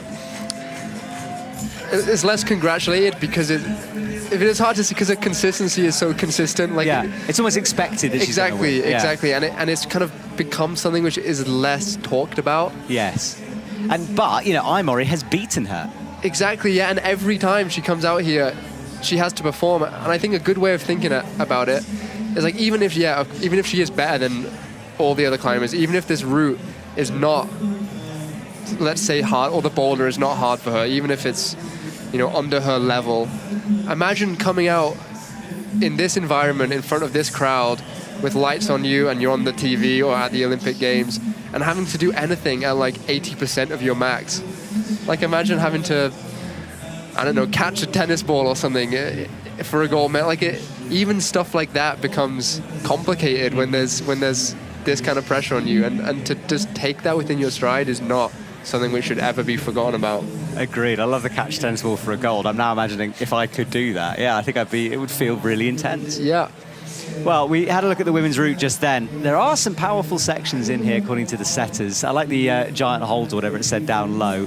Goes up into those leopard holds, traverses right, and back into the greens, where there is a jump between 25 and 26, I think, looking at that. And then a coordination section at the top, just to finish things off. None of the men really came anywhere near to the top. See if the women can do it. A slightly less abrasive looking route. It's a bit easier on the eyes. I think it's quite easy to follow where it goes. It's very, very snaky, and it kind of follows the natural curves of the wall, which is nice. I think it'll potentially, because of that, climb a little smoother than the men's. The men was a bit of a jerky climbing route. This, I haven't read it, but just looking at it at a glance out of the window, it looks like you'll be able to really flow on it. It's good analysis that of following the sort of the natural flow of the wall, because you're right, it sort of winds its way between the panels and the sections of steepness. Okay, well, everyone's waterproofs are on. I mean, you've been down in that stadium. It has actually sort of briefly stopped raining, but does it feel damp out there? What's the humidity like? Yeah, no, it is significantly more humid out there than it was at the start of the men's finals. We'll see if that plays a role. It doesn't look like it's a particularly friction-dependent route. There's a lot of small holes that I can see and quite obvious handholds. Oh, look at that sign. Martina Potzi, go, go, go. Yeah. So hopefully it shouldn't make too much of a difference. I think the main part, like the most surprising part about going outside just now, is the atmosphere in the stadium. It is busy. It feels busy. You can just hear everyone thinking and feeling and just, it's quite hard to describe. There's just a lot going on, a lot of energy in that crowd, even when they're not cheering. Yes, and I think the weather has actually heightened that a little bit somehow. It's just made everything more dramatic. So Martina Potzi takes a deep, deep breath before she comes out. I can't believe she was literally sat where you were the other day, commentating all the semi-finals. And I think, she said she was feeling good, but I don't think she expected to get this far necessarily. Yeah, I think she's an athlete that can take that in her stride and not let that kind of define what the comp is going to be like. Well, time for her. She'll have that towel down just to dry her feet. You can see a little bit of water potentially on the heel of her shoe there. So if she has a left heel pop, it's something to think about. Yes, that is a very good point, Hamish, because, the water is, you can see how wet it is on the stage coming in. I mean, everyone's trying to obviously maintain it to be dry for the athletes, but there's only so much you can do. It's an outdoor venue. So we'll watch that. Martina comes into these big holds and pretty slopey down low, but it's straightforward, I think. Yeah, and if you're going to have a slopey section, you want it down low when you've just chalked up and had liquid chalk on your hands and maybe sit in front of a fan. That kind of climbing up high is completely different. Okay, well, she's on a jib on that slope nearing the end of the first section, but hitting the leopard holds. We had a lot of debate in a recent comp whether that was a leopard or a cheetah print. Eventually it was discovered it was leopard. All right, so she crosses in. Quite a few moves to go between this and the next draw here. So there's a lot of climbing before she needs to worry about clipping again. Which is really nice, actually, when that happens. I quite like clipping high above my head, which allows me to have maybe like 8 or 9 moves without having to think about clipping. That allows you to flow a lot more. I mean, that comes at the cost, obviously, of a compromised clipping position, but it's worth thinking about for some sections. Yes, and it's something that I think comp climbers do really well that we could all learn from, actually, is, the efficiency that you guys clip. Because I think when you're starting off in a sport, it's probably the scariest part of climbing, and then it becomes second nature later on. But toes shaking there, she's standing maybe just a line of friction, but there's a lot of no-techs in there. It's hard to tell if this is a move that's intended to be done statically. There she kind of found some middle ground of releasing the toe as she hit the right hand. Maybe for I or another shorter climber, it's going to look a bit different. You can see the writing on her shoes there. A few athletes are doing that now. A nice little reminder, I think, when you look down and see it. I remember your teammate Molly had sort of "Go Molly Go" or something written on her shoe, or hand or arm or something. All right, well, she clips up high here, entering the end of the leopard section. Greens to come, and this green section just goes all the way right back to the center of the wall. This was the section I was looking at earlier where I thought maybe there would be some flowing on it. It looks like, well, He's hyping the crowd. Exactly, and what a time to do it. Yeah, in a pretty comfortable position before a section where hopefully, if she climbs well, she'll... Oh, had to go for the big jump. I think she wanted the crowd before she did that jump. Yeah. But a fairly early fall, maybe just under halfway, perhaps. And I think it's not necessarily going to be enough tonight for a podium, but it was a good performance from her. And good to see her back into a finals. It's been a while. I almost wasn't expecting that jump to come up so soon. Even though I knew it was there, it kind of caught me by surprise a little bit. She looked so chilled and relaxed. And maybe the set, she didn't switch into the mode that she needed to actually execute the jump. Yeah, we'll see a replay of that in a second. But you're right, it sort of came out of nowhere and it was very quick. And these blocked crimps just making it even harder, so you can't wrap your full finger in there. The detail in setting now is crazy to me. You know, like every hold is thought about. You know, should it be blocked? You know, what will that change? It's a real art form. And I was having this conversation about the Olympics, and I mean the setting for there could have started already. We have no idea really, but how much does it actually help to have extra time to overthink stuff? Like, you're never going to arrive at a place where you're like, this is the perfect route or this is the perfect round. Yeah. And I think you have to have an element of luck in there, honestly. It's like so many things have to just come together. You know, the athletes have to be firing. You know, it's a tough one. We do talk about it a lot, but I think it's mainly because setters get a lot of stick when they get it wrong. But when they get it right, it should be celebrated. And that men's route was right. Yeah, yeah. On this move that she just fell on, it's quite hard to see what the left hand was that she was going for. The right hand was quite obviously a good flat jib on a hold. I wonder if we'll see any athletes going double to that. Because it's a smaller distance at least to go double to that, and it's probably big enough if you've maybe got small hands to match it. Okay, well, Annie Sanders stands just shelter for the pouring rain. And she's, looking like she always does. It's always hard to read Annie's emotions, I find. She won her first medal. It was almost a silver medal. She got downgraded at the very last second due to an appeal. And I know the support that she has because they message me almost every time that Annie goes out. She's got a big following in the US. Yeah, she's great. She is up-and-comer, absolutely, who I think is going to do good things for the sport. She's really lovely, and I think will benefit a lot from gaining some confidence from these kind of competitions. Some people, I feel like, get thrown off by good results and confidence, but with her, I think the way she climbs would really benefit from having a little more confidence, swagger, whatever you want to call it. I think you're right. Yeah, she can almost like underestimate herself, I think, out there sometimes. So that medal might have done good things for her. And also, I think, you know, with Natalia and Brooke not being here, she is sometimes under their shadow a bit, which is, you know, is natural. They are, you know, the two Olympians, and they're the two sort of leaders of that team. So it's nice to see Annie on her own. Absolutely. Yeah, it is.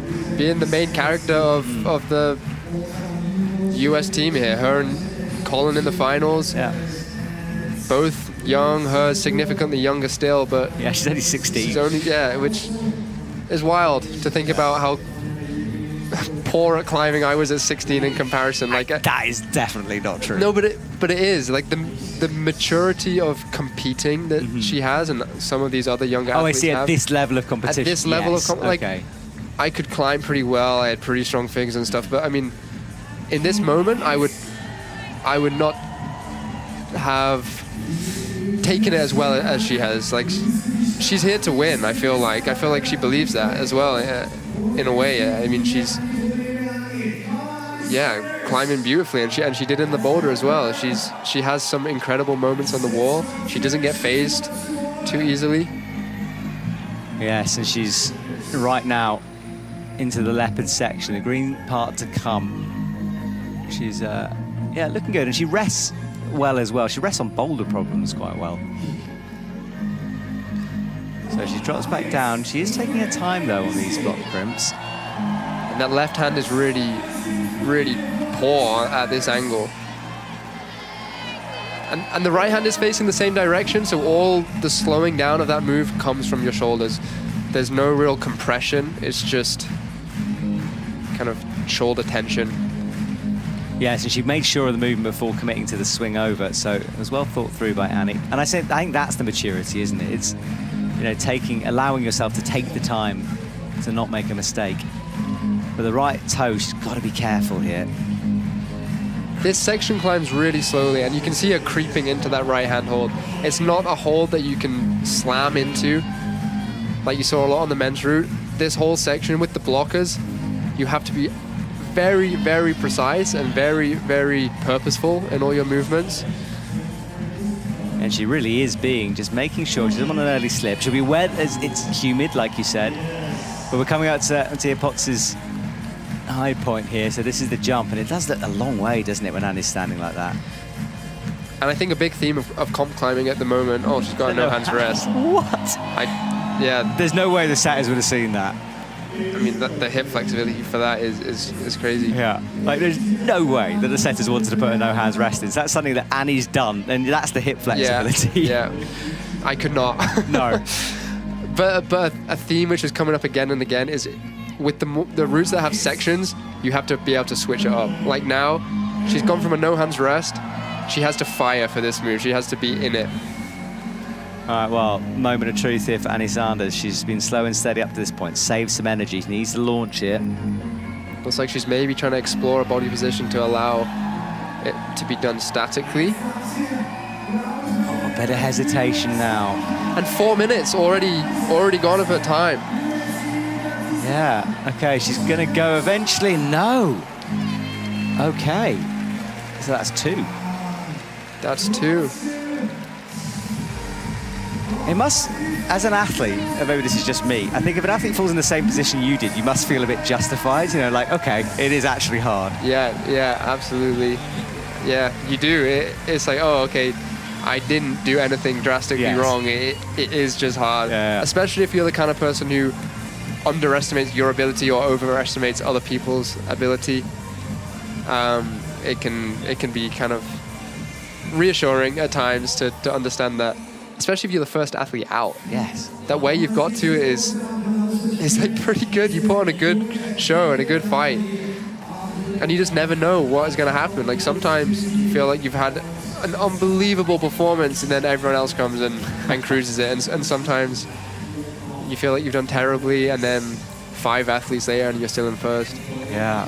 I missed that. Look at that smile up. Yeah, it was interesting. It was almost like she wasn't really thinking about the top of this route, you know, because she wouldn't have had time, I don't think. I think she knew that, look, you know, I want to, and maybe she knew that Mattea fell early, and she had that in her mind.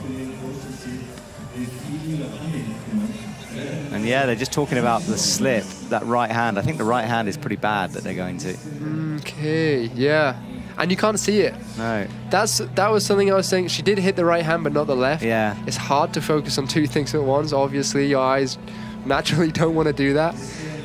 And you can't see that right hand. No. It's above the bolt. I think the route setters would have done that. So you're jumping blind to a right hand, and you've then got a harder left hand to hit at the same time. Yeah, exactly. And I think it's a move that you'd really benefit from properly jumping out of and giving yourself more time. The more vertical jump you have, the more time you have to spot the hands.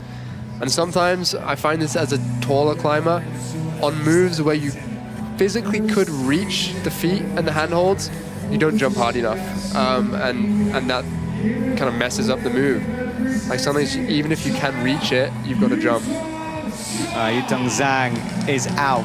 Yeah, her face when she won in Jakarta was incredible because she didn't expect it. You know, there were athletes there who were the favourites. She wasn't one of those. But for the people in the know who have climbed with her for a long time, you know, they've seen this coming. She is incredibly good.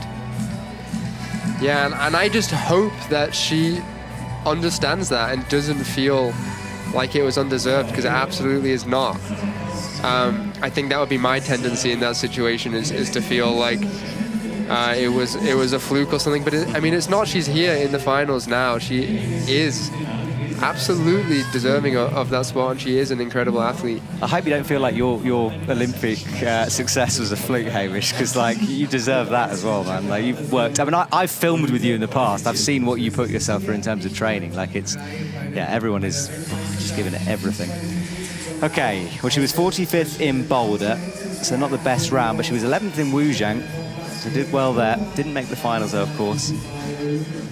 She also, pulling on, had some like water on the bottom of her shoes, which is not terrible if you don't know it. It's a lot worse if you know about it.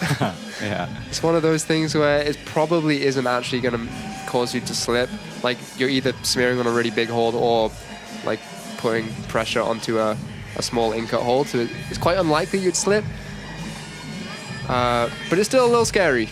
Yes, absolutely. And the rain has briefly stopped. We're in the middle of a storm here, but it's currently not. Oh no, it is raining. What am I talking about? It's pouring. I couldn't see it. Okay, forget all I just said. It's absolutely bucketing.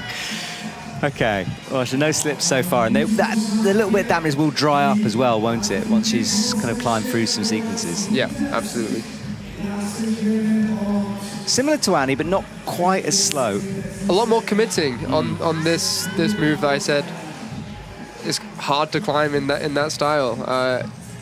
She's moving faster, definitely, and maybe with a little more confidence, which is good to see. Yes, I would totally agree with you. I think Annie's style was, I mean, it was secure, but you know, you spend that much time thinking about each move and you're going to maybe overthink it. Whereas Yutong Zhang is seeing the move and then committing to it and moving forward. But that jump is coming up. A couple of clips to go. More moves to come, though, before she gets there. I really like this next sequence with the super slow kind of vacuum-style climbing, as it's become known as, getting your shoulders back and down. And she's actually chosen vacuum-style climb. Why is it vacuum? That's what Aiden Roberts. Think of how Aiden Roberts climbs. And then that's where it's been coined from, I think. Okay. It's like you create a vacuum, I guess, between your scaps as you bring your shoulders back. Okay. It's a good question as to what it actually means. No, I just like it. I genuinely haven't heard of that term. Yeah. I'll have to message Aiden. Aiden, if you're listening, let us know, please. Oh, she's having trouble bringing the foot up, but now does. And she climbed that differently to Annie. She skipped out a couple lock-off moves and went straight into the palm. And if you get a palm on a route, you're really happy because for a moment you're not having to hold anything with your fingers. And it tires your shoulders out, but predominantly that's not why you fall. Okay, well, she doesn't find that no-hands rest that Annie did. I don't think many others will, to be honest. But she wants some kind of a rest. And I think she needs to release that left hand. I think she wants to chalk it up or shake out. She can't. She needed a break on that left hand. Yeah, it looked like the left shoulder got really fatigued and she was stuck in that deep lock position. Well, not much expression from her, but I think you can tell disappointed. Was there a power scream on that move? I feel like I may have heard something, but I kind of hope there was. Yes. I'd love if you power scream trying to match. That would be a good one, wouldn't it?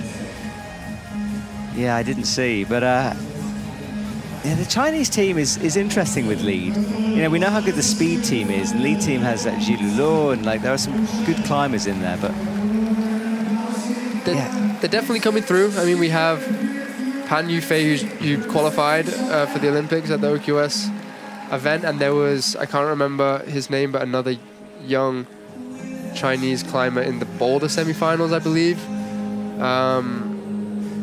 So there is talent coming through, which is unsurprising. I mean, it is unsurprising. Yeah, they have some pretty good facilities. I know I hear stories of secret training bases locked away in the mountains, and literally stories, by the way. I'm not sure if that's true or not. But yeah, they're up and coming, and not her night tonight, but she'll return. And that right hand is bad as well. And maybe that's the humidity we were talking about earlier playing a part in that, because she did hit it quite well. And sometimes those holds just stick to you, it feels like.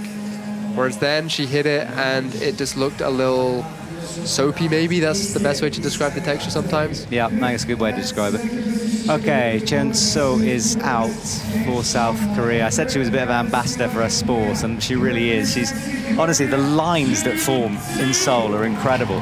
And whereas at the beginning she almost seemed confused by it, you can see that she's realised that that is her place. You know, that's the role she's going to play.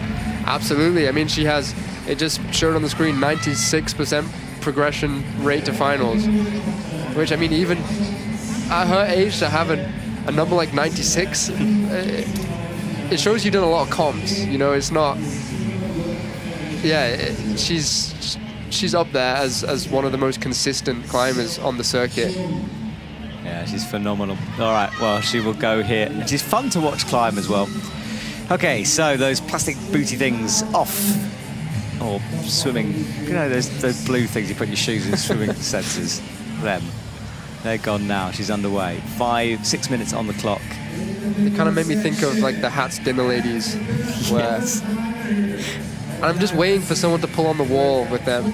I remember that happening at a youth comp once. Really? Yeah. It will happen. It's inevitable. It's going to be me, isn't it? It's going to be hard not to laugh, even though it wouldn't be very funny, you know. I don't know what the rules are as well, but even you couldn't obviously return to the ground. You'd have to take them off. Yeah, take them off while climbing. Oh. Yes, now I've said it, I kind of want to see it, but obviously not in anything important, please. And the start of this women's section of all the climbs we get in World Cups would not be a bad place to have a plastic shoe on your foot. I feel like it's quite a comfortable sequence. No one's made it look remotely challenging up to here. Yeah, big holds, lots of friction. So, and up to the leopards now, and it is confusing. There's big black dots on the wall with jibs in there. Although the athletes have seen it, you can misjudge it. Grab the wrong bit. That's the importance of having binoculars in observation, I think. I hope you've got a binocular sponsor out there. But if not, that is a great idea. That is a great idea, Matt. We'll have a chat. So, she's in the middle now, launches out, cuts loose, swings the feet through. That move there, I think, marked the first moment of insecurity on the route for the athletes. Everything's up to there, and after there, for a couple moves, is very, very secure and safe. And if you're strong enough, you're not going to fall, really, until those kind of moves. Yeah, the intensity just gets turned up a bit there, doesn't it? It's like time to play. So all three so far have fallen around this 22 hold. So we're hoping, obviously, it's not going to be a complete stopper move. We'd like to see people go through it, but at the moment it seems to be really difficult. She's searching for something for her feet. Gets it on now.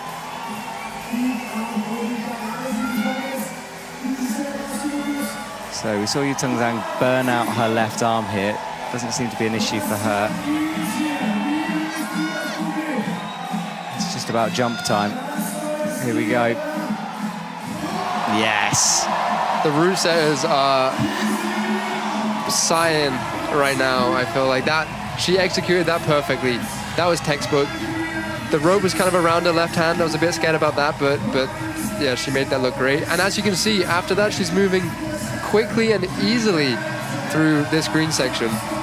Yeah, and I think she'll know from what the crowd, or if she can hear the crowd, she'll understand that she's probably got the high point on that one. Yeah, I think she'll know that. But I also don't think she'll be thinking about that. No. So, almost near the end of the traverse, and actually quite quickly you near the last part of this route. Oh, look at that position. From where we are sat, I think it looks even more crazy on the light. She is in a full splits position there. I hope you'll get a replay of that. Wow. And she made the decision to go kind of back to it as well. This is good climbing from her. Did really well at the OQS. It was great to watch her climb. And she did say she was really tired in the boulder round earlier on. I think she's probably recovered now. Left hand bump, right hand adjustment. But the angle changes in a minute. But the moves get more complicated.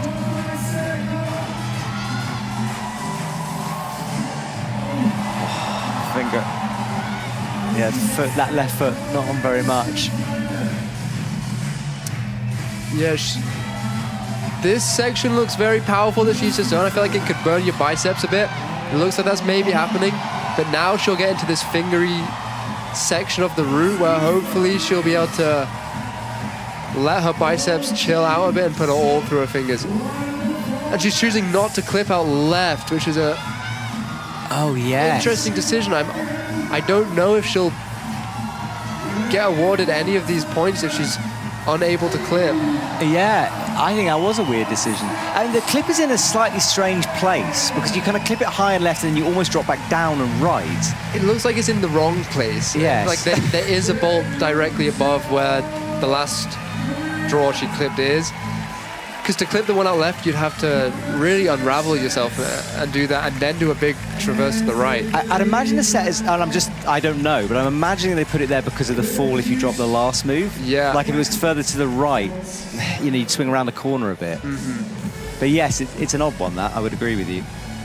But that jump was perfect. Yeah, there was absolutely nothing wrong with that. She did it kind of differently to how I was imagining it would be done, and maybe how we'll see Janja do it. She put less into the jump, I think, and just relied on her coordination to hit the 2 holds in the right position first time.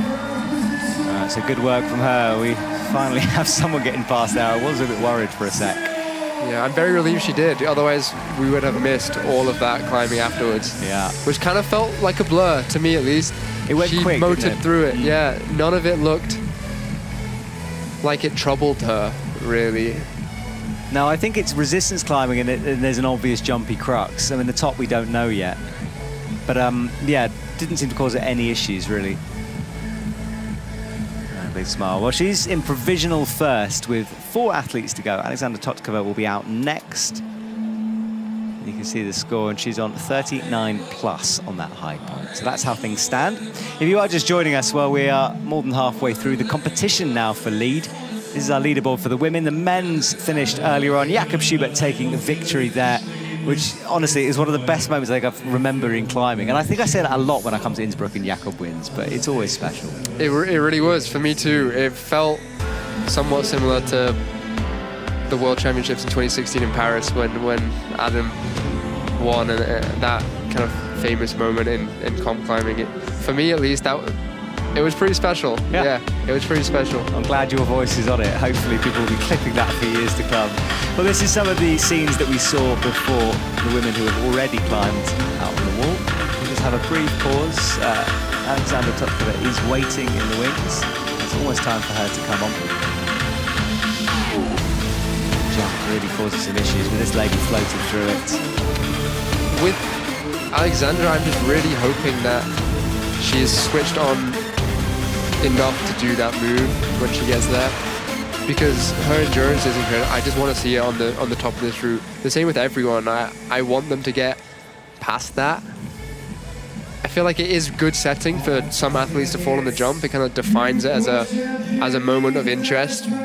But now I'm wanting to see people pushing into the limits of the upper section of this. I agree. You don't want it to gatekeep the rest of the route, so hopefully we can see it. And Alexandra Totkova is a bit smaller as well than some, so it's going to be quite a big jump for her.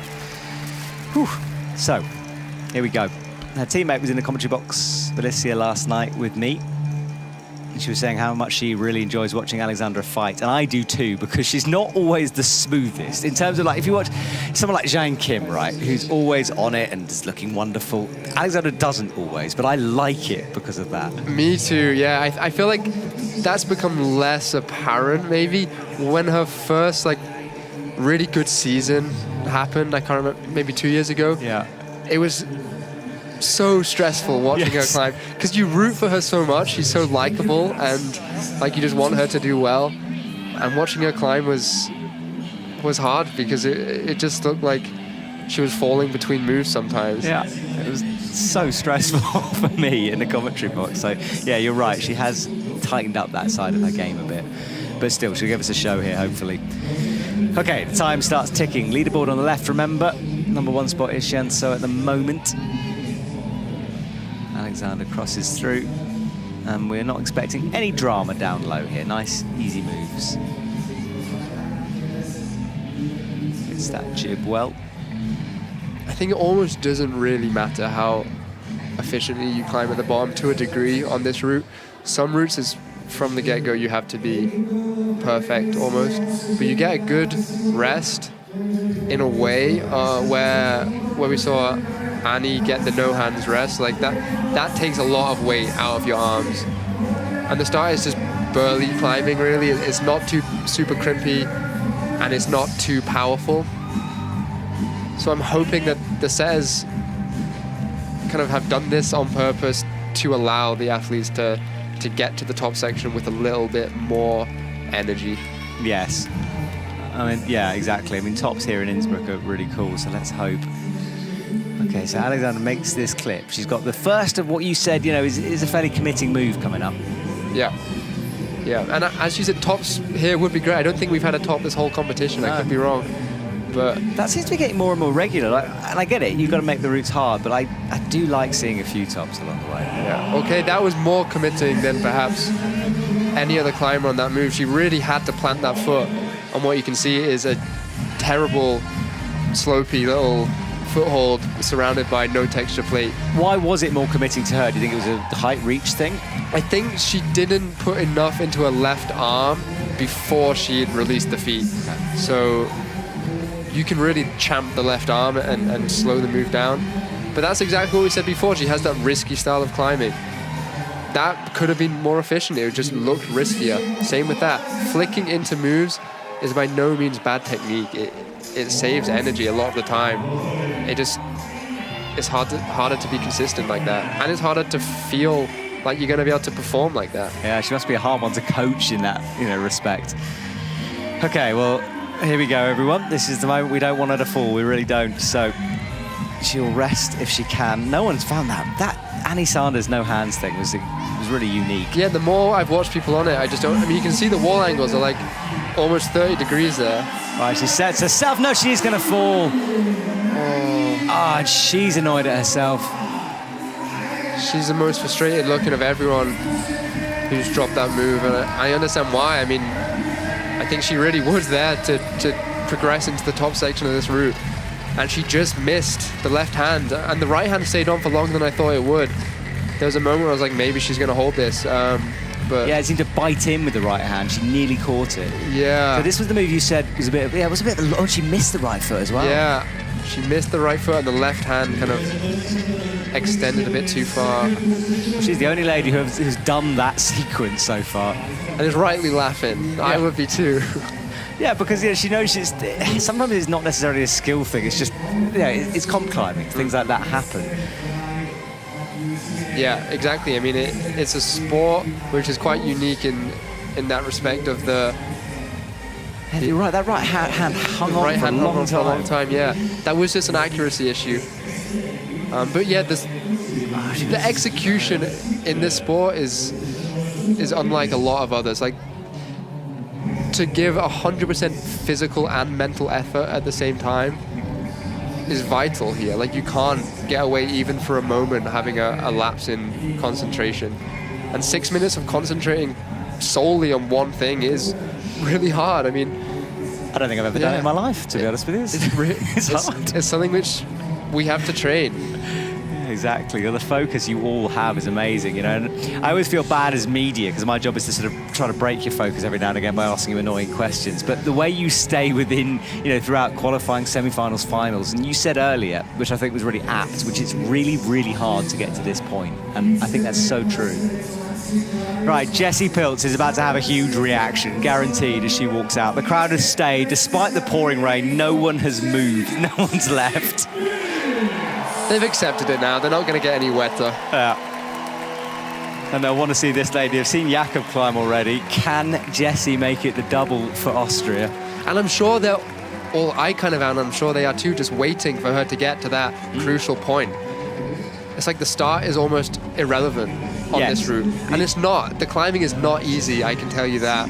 Like, it is really physically demanding, and it sets you up to be in a frame of mind which is maybe not ideal for a really committing and coordinated move. Look at that shot. He's hiding in the shadows. He's got a gold medal. He is fixed on Jessie up there. Okay, she's underway. Yeah, as you said, this bottom part, we know really the drill. If she was to drop it here, it would be a huge surprise. Even that move in the middle, the committing one, is, you know, very doable for him. And that happens in the finals. As the finals progresses, you stop paying attention to the points that almost seem like they don't matter, and it's just waiting for the moment to happen. Yes, and it's, well, in a couple of minutes' time we'll see that, but Jessie does need to keep it together through here. Oh, she's resting that toe in pretty early there. Now goes on. So chalked, and she'll continue easily through the first part then for Jessie. Up onto the leopard holds now. Blocked crimps to come.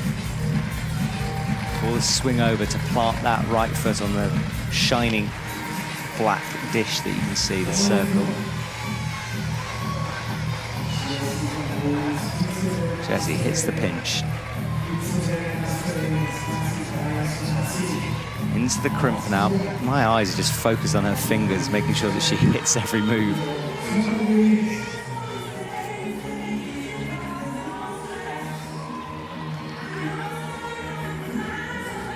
So drags the toe down the volume, slowly releases. She's missed it, but plants the left foot nicely.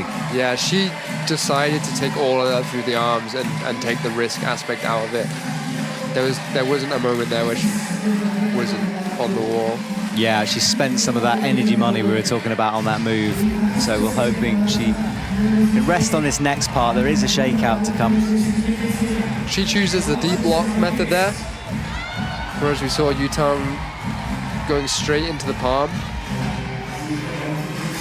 Well, that's the shakeout I was talking about. Let's see if she can find another of that right hand. She'll make the clip before doing the move. I'm nervous now. Me too. I think everyone in the arena is. This is the moment we've been waiting for since she walked out. Because if she gets through this move, there's just no way she doesn't keep going. Yeah, it's like game on if she can do this. Or she gets herself set, she looks, she has another look down at her feet, changes her mind on the position. She didn't look like she was in a great position to do that. And once you've got this left hand, there's not really much to do. Yeah, it's true. We saw you can't shake that left hand out now. So she might have just left, and I think she's in trouble here. That left arm is going, yes. She just needs to go quickly. No, she went left hand first, then right. But you could tell the moment she wanted to reshake on that hand, you could tell she was in trouble. The left hand first method is not necessarily a bad way of doing that. I think she just, her left shoulder got destroyed on that left hand gasto. I mean, all your weight is on that, unless you're Annie, of course. It's a really strenuous position to be in, that deep lock. And it's hard to extend out of it. It is. There was almost a moment. I mean, I might be misreading this, but something in her shoulders was a bit panicky when she realized she couldn't let go of the left hand. Yeah, her body position was just not quite right, unfortunately, for the crowd and for Jess. Oh, and then she slips there as she goes back. That's how wet it is. Oh, she's okay. Yeah, she's okay. It's so wet on the stage. Okay, well, 2 to go. And let's rewatch what Jessie did here. So she came, this is the bottom part, which we know isn't so important. And this is a move you said put a lot of power into the shoulders to do this. And maybe that kind of was a price that she paid for the left-hand move a bit higher, where her left shoulder got really tired. It's little decisions like that add up. It's hard to say if that specifically played a part, but I'm sure it contributed somewhat. Yes, I think I agree with you. And then she got herself into problems with the position, couldn't release the left hand, and we'll see it here. She hit the left well. I mean, she had the height on it. That's the importance of what a lot of the crowd probably thinks is the unnecessary start of the route. Is the better you climb it, especially I think in the leopard print, or what did we decide it was? Leopard, I think, not cheetah. No? Okay, yeah. The leopard print volumes is the better you climb it in that section, the easier the jump is going to be. Just from like the start position of the jump, it's going to be completely different if you're fresh. Now, a bit of an update for you. You mentioned it, Chen So's not clipping that clip. She did get downgraded to 36 because she went past the last hold to clip the position in. So a good spot from you there. Yeah, because if you imagine if she kept climbing, she'd have ended up at the second last hold. That's the next closest hold to that clip, or the third last hold on the stacked volumes you can not see on the screen at the moment, which is way above the clip. Now, Mori is out. She didn't have the best of bouldering rounds. There was a move that she couldn't do. There was a lot of talk about whether she was too small to reach it, but she didn't use the correct foothold at the beginning, and she does sometimes lack power, and it worries me with this jump because it's a long way and it is powerful. Yeah, absolutely. The start position might be a bit nicer if you're shorter, though. Because you're less scrunched up. You're less scrunched up. You can see what was hard for Jessie is that her shoulder was above her hand, which means that to stay on the wall, you've got to apply downwards force through your shoulder, which is you're just not really designed for doing that. So like pushing the hold away from you, it's a lot easier to be pulling on it. So maybe we'll see that she just looks more natural in that position, being the shortest athlete in the final. Okay, well, she is underway now. Climbing quickly through the bottom. She loves a nasty crimp, does this lady, so she'll like the leopard section.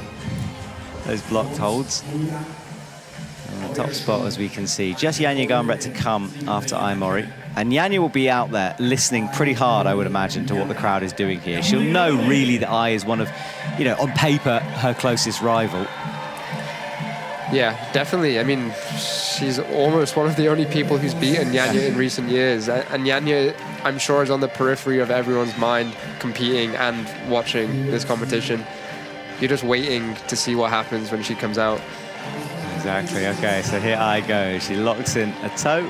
Nice and smooth so far. Yeah, she's a bit of an enigma, is this lady. Doesn't have social media. Doesn't do that many interviews. When you do interview her English is really good, and she has a lot to say. So it's good that she's absolutely beloved online as well. So nice and smooth so far. These are the holds I think she'll like, these nasty crimps. Although this is a beastie move for her.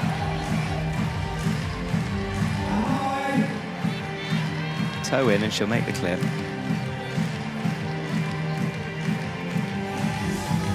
Just rests here for a second. She'll know something's coming as well. There's lots of people who have fallen low. She will know that. It's something you do when you're behind the wall is think about how many minutes per climber. That's a very common thing that people talk about in isolation is this route is running at 3 minutes a climber or 4 minutes a climber. And this route will be short, probably 3 or 4 minutes a climber, and I'd say 5 is about average for a route. So I guess you can almost guesstimate where they might have got to. Exactly, yeah. Okay. Some information about how high they're getting and how fast people are climbing.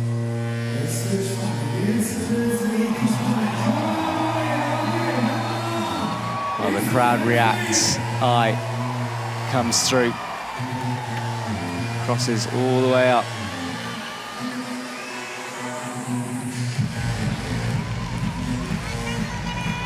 Here she goes. She's got to get set into this next sequence. She has a lot more under that left hand compared to some of the athletes, which just allows her to open up a bit. Right, well, she's going to drop her down. Now, if anyone could make a match here, it's Mori. But even she goes all the way down. It's interesting how many people want to rest that left hand. Yeah, and she, very, very smart thing to down climb to that extent. She didn't even try to make the match, she immediately just crossed under.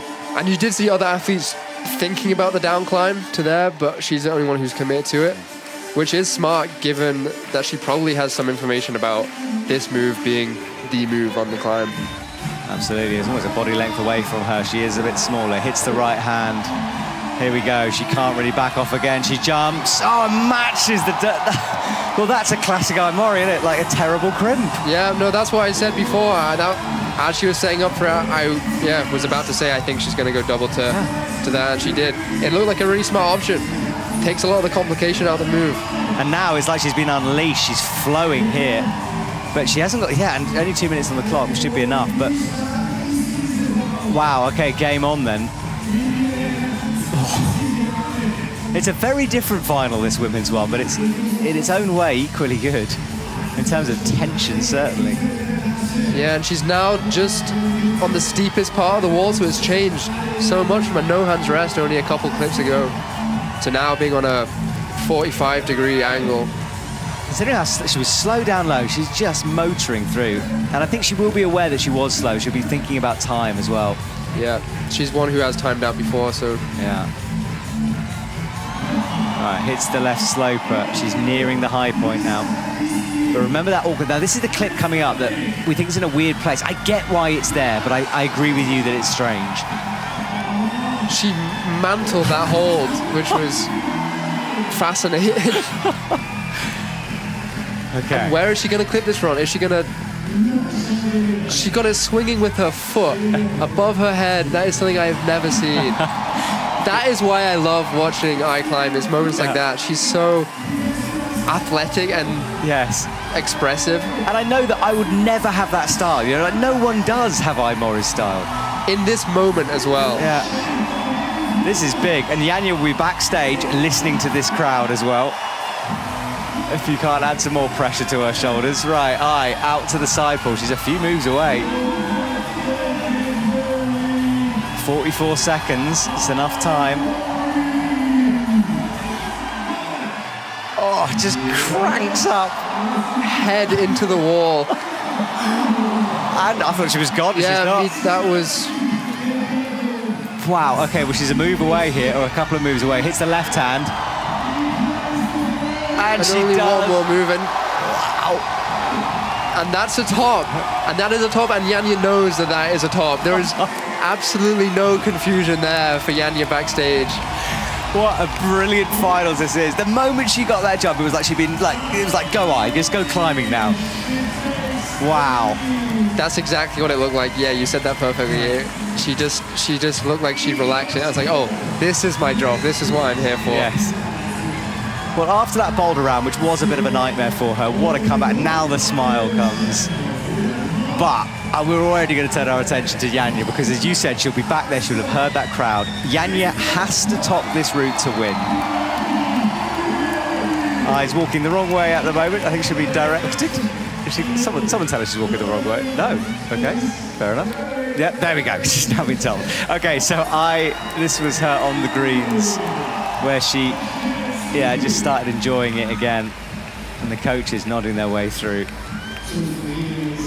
Wow, what a double end to a double final. This is well good. And the routes have been so different. Entertaining for different reasons. I mean, this is the first top we've had of the competition. And I'm not thinking that that's because this route is necessarily the easiest one to top. I think she just showed up at the right moment. Yeah, she did. It's hard. I mean, she's so good at endurance and hanging on. I think the top is harder than she made it look. I absolutely agree. And she did it with style. Like that little foot hop around the corner. Yeah. They had confidence to do that. And that. Are we going to be seeing this in your Olympic preparation now? Like a bit of stretching of the hamstrings? Yeah. Yeah, that was incredible. Like those kind of moments of creativity where you only see them in these intense environments is what comps are all about, really. It's these limitations that you put on the climbers to make them more creative and perform and have these moments of expression on the wall that you just wouldn't get in the sport if it wasn't for competitions, I believe. No, you wouldn't. It was that was a special one. Made the clip. You got to clip it to get the top. It's a little wave to the crowd. It's almost like another one. Yeah, a little flick. She is fun to watch. It's something about it. She's very understated, and I think we have big personalities in this sport. She doesn't, she's not screaming and shouting. When she gets frustrated, it's just a little, just a little movement that she does, but it's very endearing. I just really want to know what it's like to be Mori. What goes on in her head, on and off the wall, like it. It's just fascinating. Like, what does she do in her spare time? I know no one knows. Like, I speak to her coach. When she was when she disappeared for quite a long time, and I spoke to the coach, and everyone seems to have a different answer about where she left. It's a total mystery.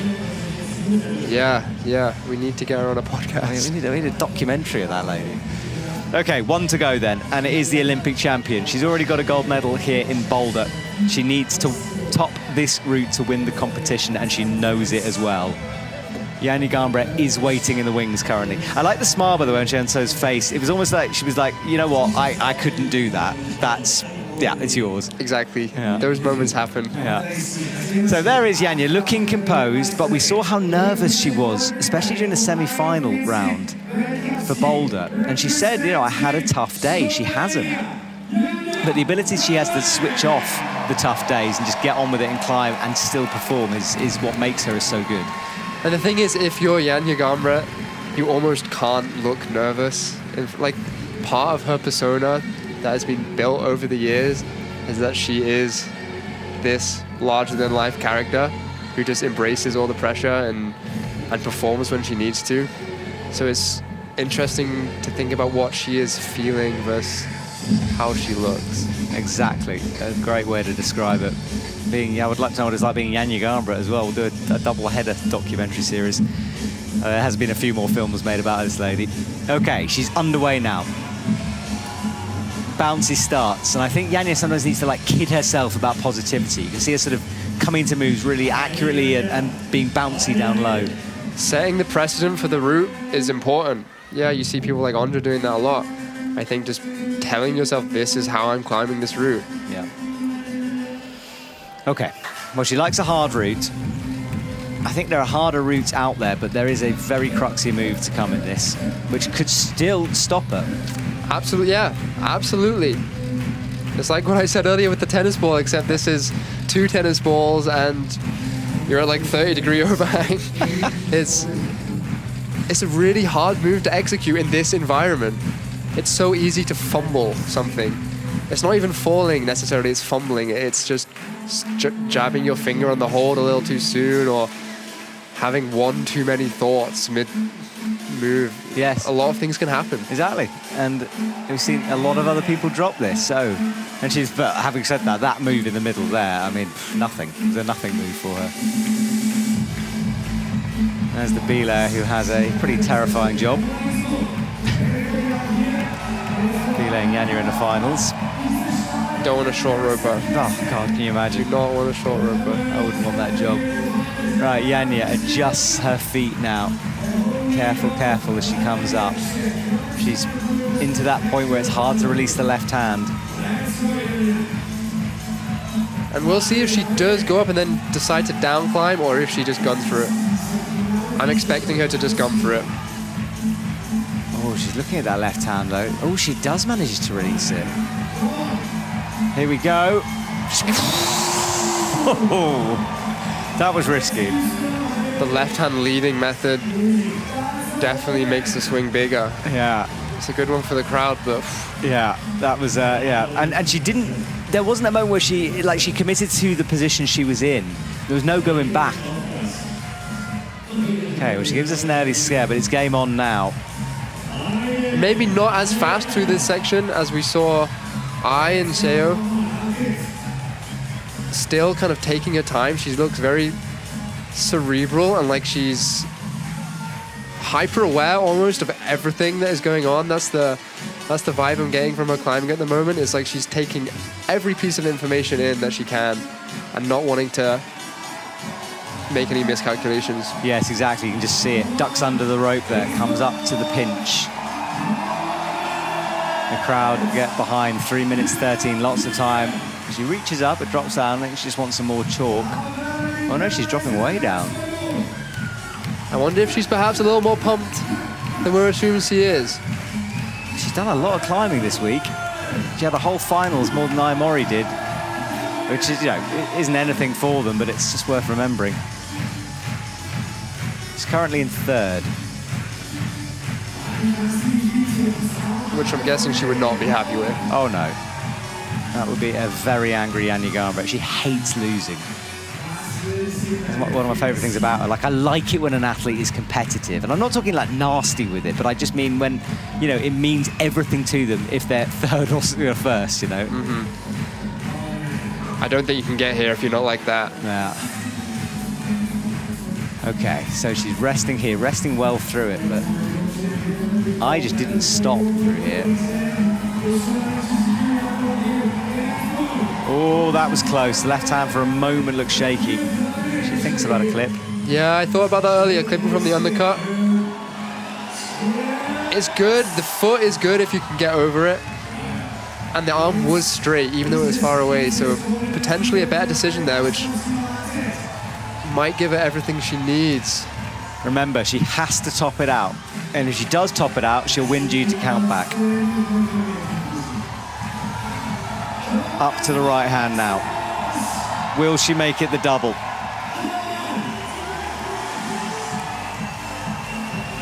A little sloppier with the feet than I was expecting there.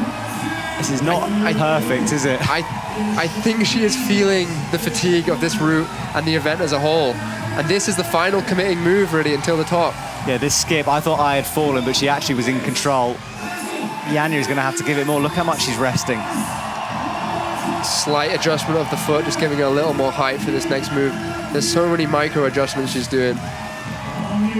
And you can see how far away that hold is. You've got to really, really get into that right arm. Yeah, she's not sure. You can't really see it. It's a good angle to show that you can't see it.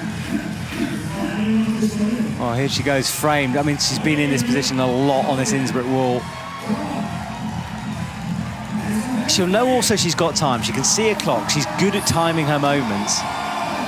40 seconds. But you can't stay there forever. That's the hold she's going to. And it's good. And it is a good hold if she gets there, but she doesn't know what the hold is.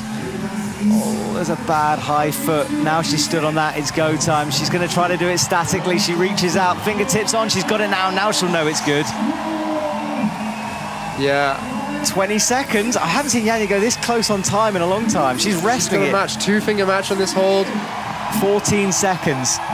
Now she goes. I'm so stressed. Here we go, in with the right foot. One jump to go. She's got to make the quick 5 seconds. to clip. Oh, that is it for Janja. That was a battle. One fumble clip and you lose gold medal there. That's the tennis ball analogy again. She's done millions of clips in her life, but that was an important one. Wow. Mori probably put on the best performance of her career, and Janja's just beaten her, and she was tired. We're a bit lost for words here in the commentary box. That was genuinely like...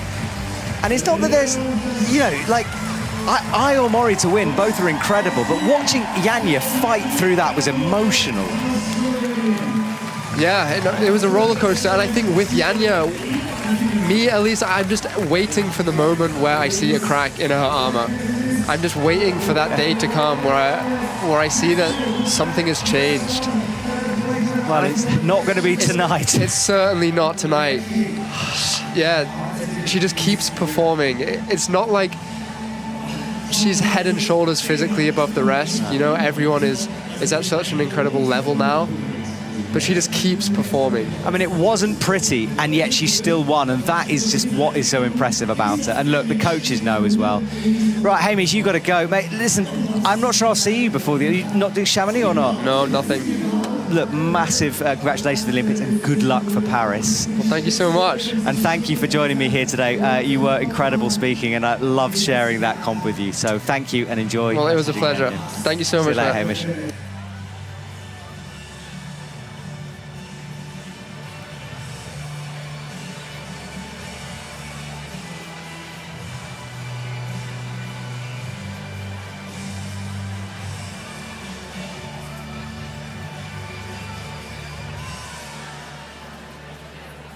Well, there we go, Janja Garnbret topping out the route in some style. It was a fight, but she got through it, and she claims another gold medal. That's 2 out of 2 for Janja Garnbret. I can't wait to hear the interview with Hamish in a minute. It's being set up down at the front. Flower ceremony first, of course. And Mori, as we can see, she knew... I mean, I do think that I had one of the best climbs of her career. That jump move was not easy for her. So to come through that jump move and then climb the way she did through the top, Janja was hesitant. You know, Janja needed to rest. She was a bit tired. I just was in full flow, and yet still Janja won. We all know how close it was. Like, there's no disguising it. And I know, knowing Janja, I know that she won't try to hide it. You know, it was close. That was on the edge. But wow, what a performance. Well, with that, it's almost time to say goodbye to Innsbruck, isn't it? Off the back of the OQS last week, I can't believe that was last week, it's felt like a marathon of climbing, but what a 2 weeks in the calendar. What a 2 weeks for the sport. There's lots of content that you can go and catch up on, remember, as we look at the results. Janja top, wins due to count back. Mori top, second, brilliant climb from her, and Shenso will take the bronze. Jessie Pilz, Alexander Totskova come next. Anastasia Sanders, Martina Potzi, great from her, and Yutong Zhang in 8th. So on YouTube, the World Climbing Club, a daily show we produce. That's available to watch for free. You can go and watch the paraclimbing as well. That's available on YouTube. And what a competition that was. Lots of athletes, lots of categories. And remember, paraclimbing is now in LA 28. Shenso runs on. Bronze medal for her. She was beaten on the night, and she did know it, but still one to watch for the Olympics soon. And that lady, Mori, really a brilliant climb from her. Did the cruxy jumpy move in a unique way that suited her perfectly. And a silver medal, but it's all about Janja Garnbret, and it absolutely should be, because she takes the gold medal again.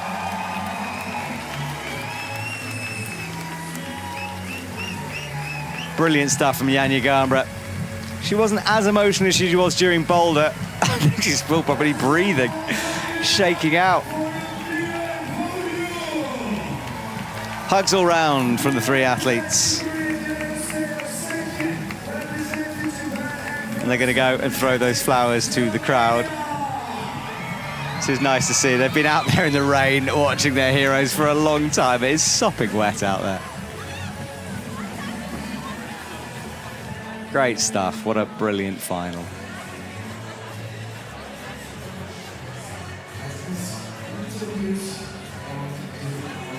Well, Hamish is getting sorted for the interview with Janja down at the front. You can see the rain, I think. We'll excuse the audience. Well, let's go down and find Janja and Hamish, shall we? Okay, well, obviously, congratulations, Janja. The question I want to ask, and I think a lot of people want to know, is what does it feel like for you to win, considering you've won so many competitions in your career? Like I've said many times before, every single win means a lot to me, because I'm very, with both feet on the ground. I take nothing for granted, so I need to be always focused and determined to win. So it absolutely feels incredible every single time. That's great. I'm glad that's the answer. On the climb, at the top, where you were resting just before the last committing move, what was going through your mind? Were there any nerves or doubts about that next move, or was it just tactical to rest? Of course it was a little tactical, because I didn't know, actually I forgot what kind of hold it is behind the volume, because you couldn't see. And then also the hold for my right hand felt a bit slippery, so I didn't want to risk anything. And then also with my feet position it felt kind of weird, so I needed to think about what to do. But then luckily I stuck and I didn't dry fire or anything, so yeah. I don't think that was long. Is this your last World Cup before the Olympics? Yeah, this is my last World Cup. When I come back home, it's time for a little rest and then train until Olympics. Okay, well, I'll see you there. Well, there we go. I love the fact that 2 Olympians do interview each other. Yeah, it's interesting her talking. You know, she's always honest about the moves that she does, and she wasn't comfortable at the top, and I love the fact she forgot it, because the athletes do remember. Well, let's have a look at the highlights, shall we? While we pause and prepare for the podium.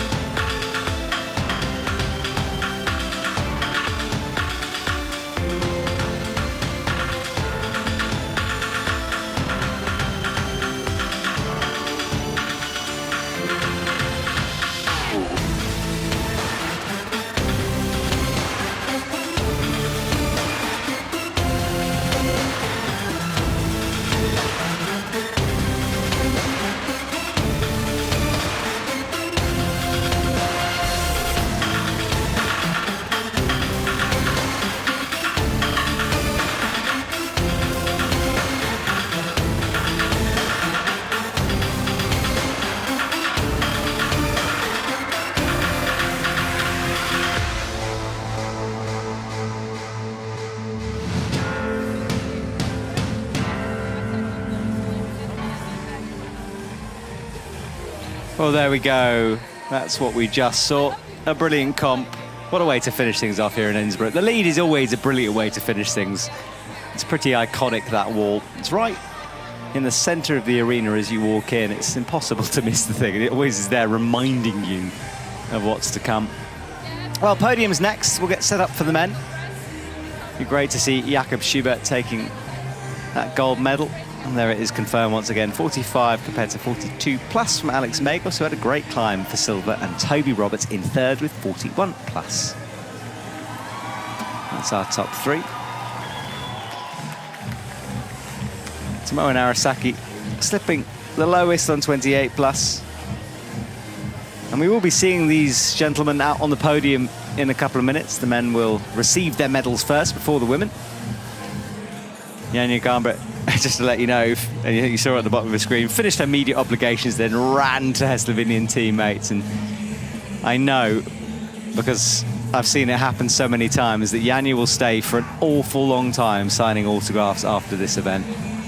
She's great as an ambassador for that, and I don't think it's talked about enough. You know, a lot of athletes would want to get out of here, go home, but Janja, 30, 40 minutes after it finishes, will still be signing, taking photos. She's one of those.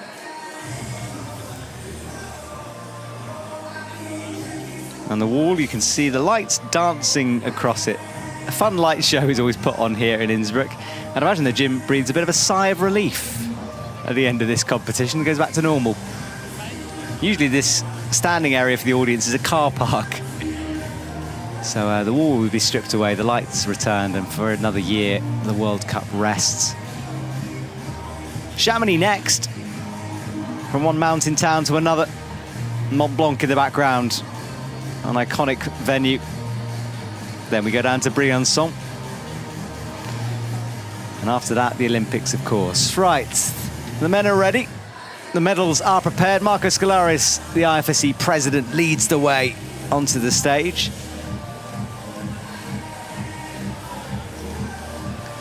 And there he is, coming suited up, looking very smart. The athletes following him after that. And top three is kind of the who's who of lead climbing, isn't it? Jakob Schubert in the middle, Alex Megos, and of course, Toby Roberts.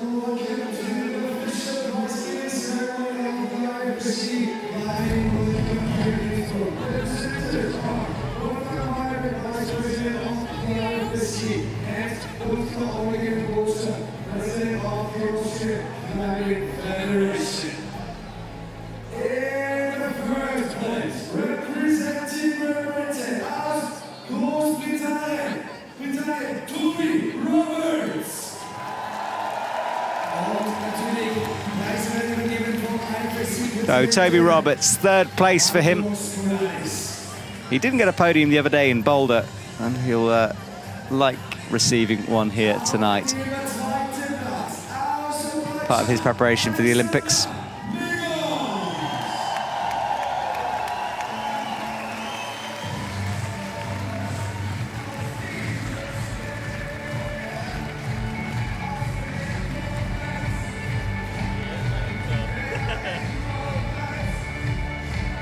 Alex with a big smile on his face. He climbed so well to get that silver medal. But of course, the night belongs to the man to his left, Jakob Schubert.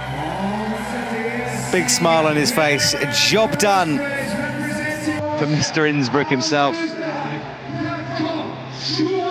Jakob Schubert takes the victory.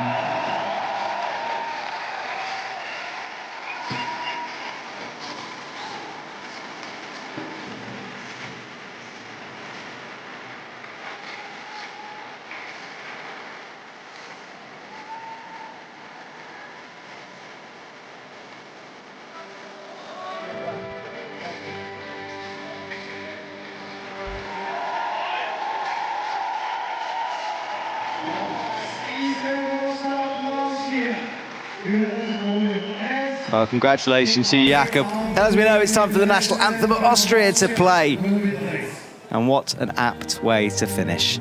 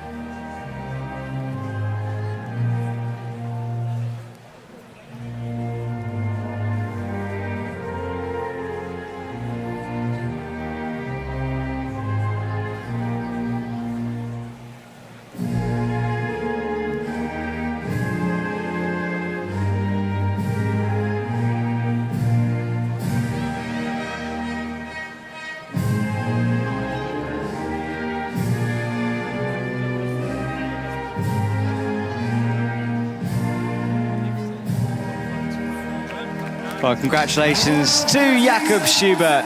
A great victory for him. And he'll celebrate on the top with our 3 medalists. Women's podium to come before we say goodbye here in Innsbruck.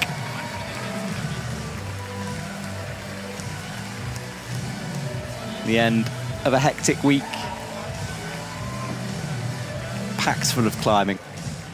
Multiple rounds, of course, and you can go back and catch up on all the action. The World Climbing Club. So we'll reset the podium and bring the women on.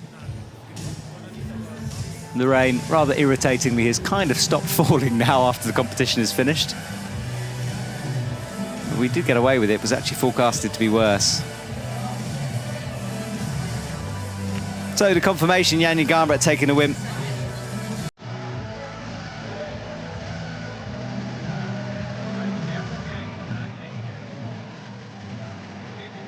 Hi, Mori, and Seo. That's our top 3.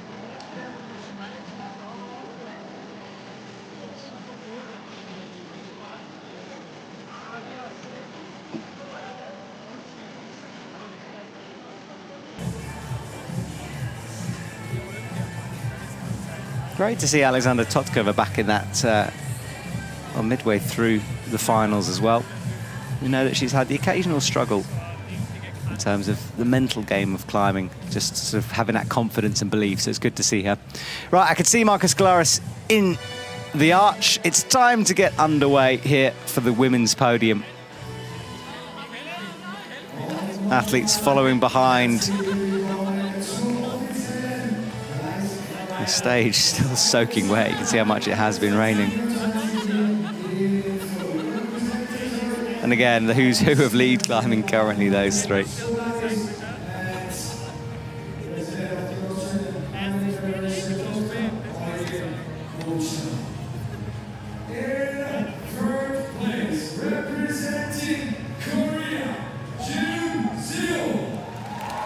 Seo comes up. A bronze medal for her.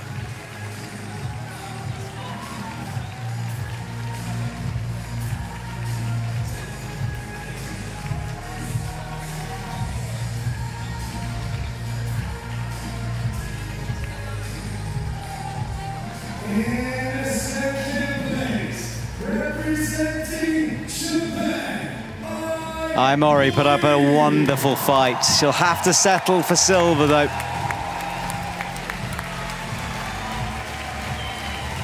She's shown, in terms of lead climbing, there's nothing really to separate her and Janja. Boulder perhaps still belongs to Janja Garnbret, but for lead, well, the Olympics is going to be interesting, eh? And finally, she's done it again. Double gold medals here in 2024. Janja Garnbret will stand on the top spot and soak it all in once more. She is your winner here tonight.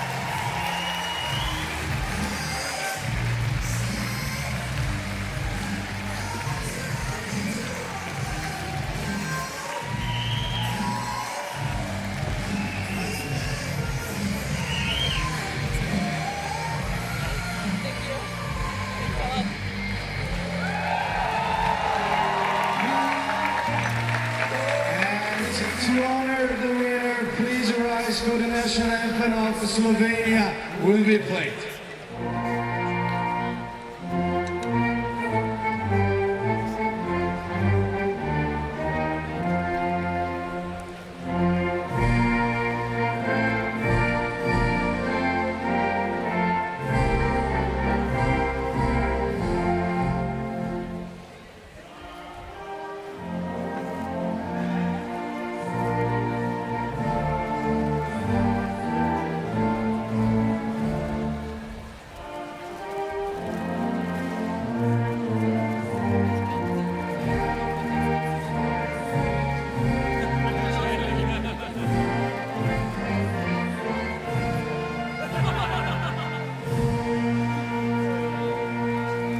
Well, there we go, the final podium and the final of the competition. Janja Garnbret taking that victory. World Cup climbing doesn't stop, of course. Chamonix in a week and a bit. A great place to return to, my hometown. So I'll be able to give you all the tips and tricks behind that. But for now, we say goodbye to Innsbruck. Our focus is more on the Olympics. And thank you to everyone who worked behind the scenes to make this happen. My name is Matt Groom. Thank you to Hamish MacArthur for joining me in the commentary box and to all the athletes who joined me throughout the week. We will return very soon, everyone, for more IFSC climbing action. Good night, everyone. Yeah.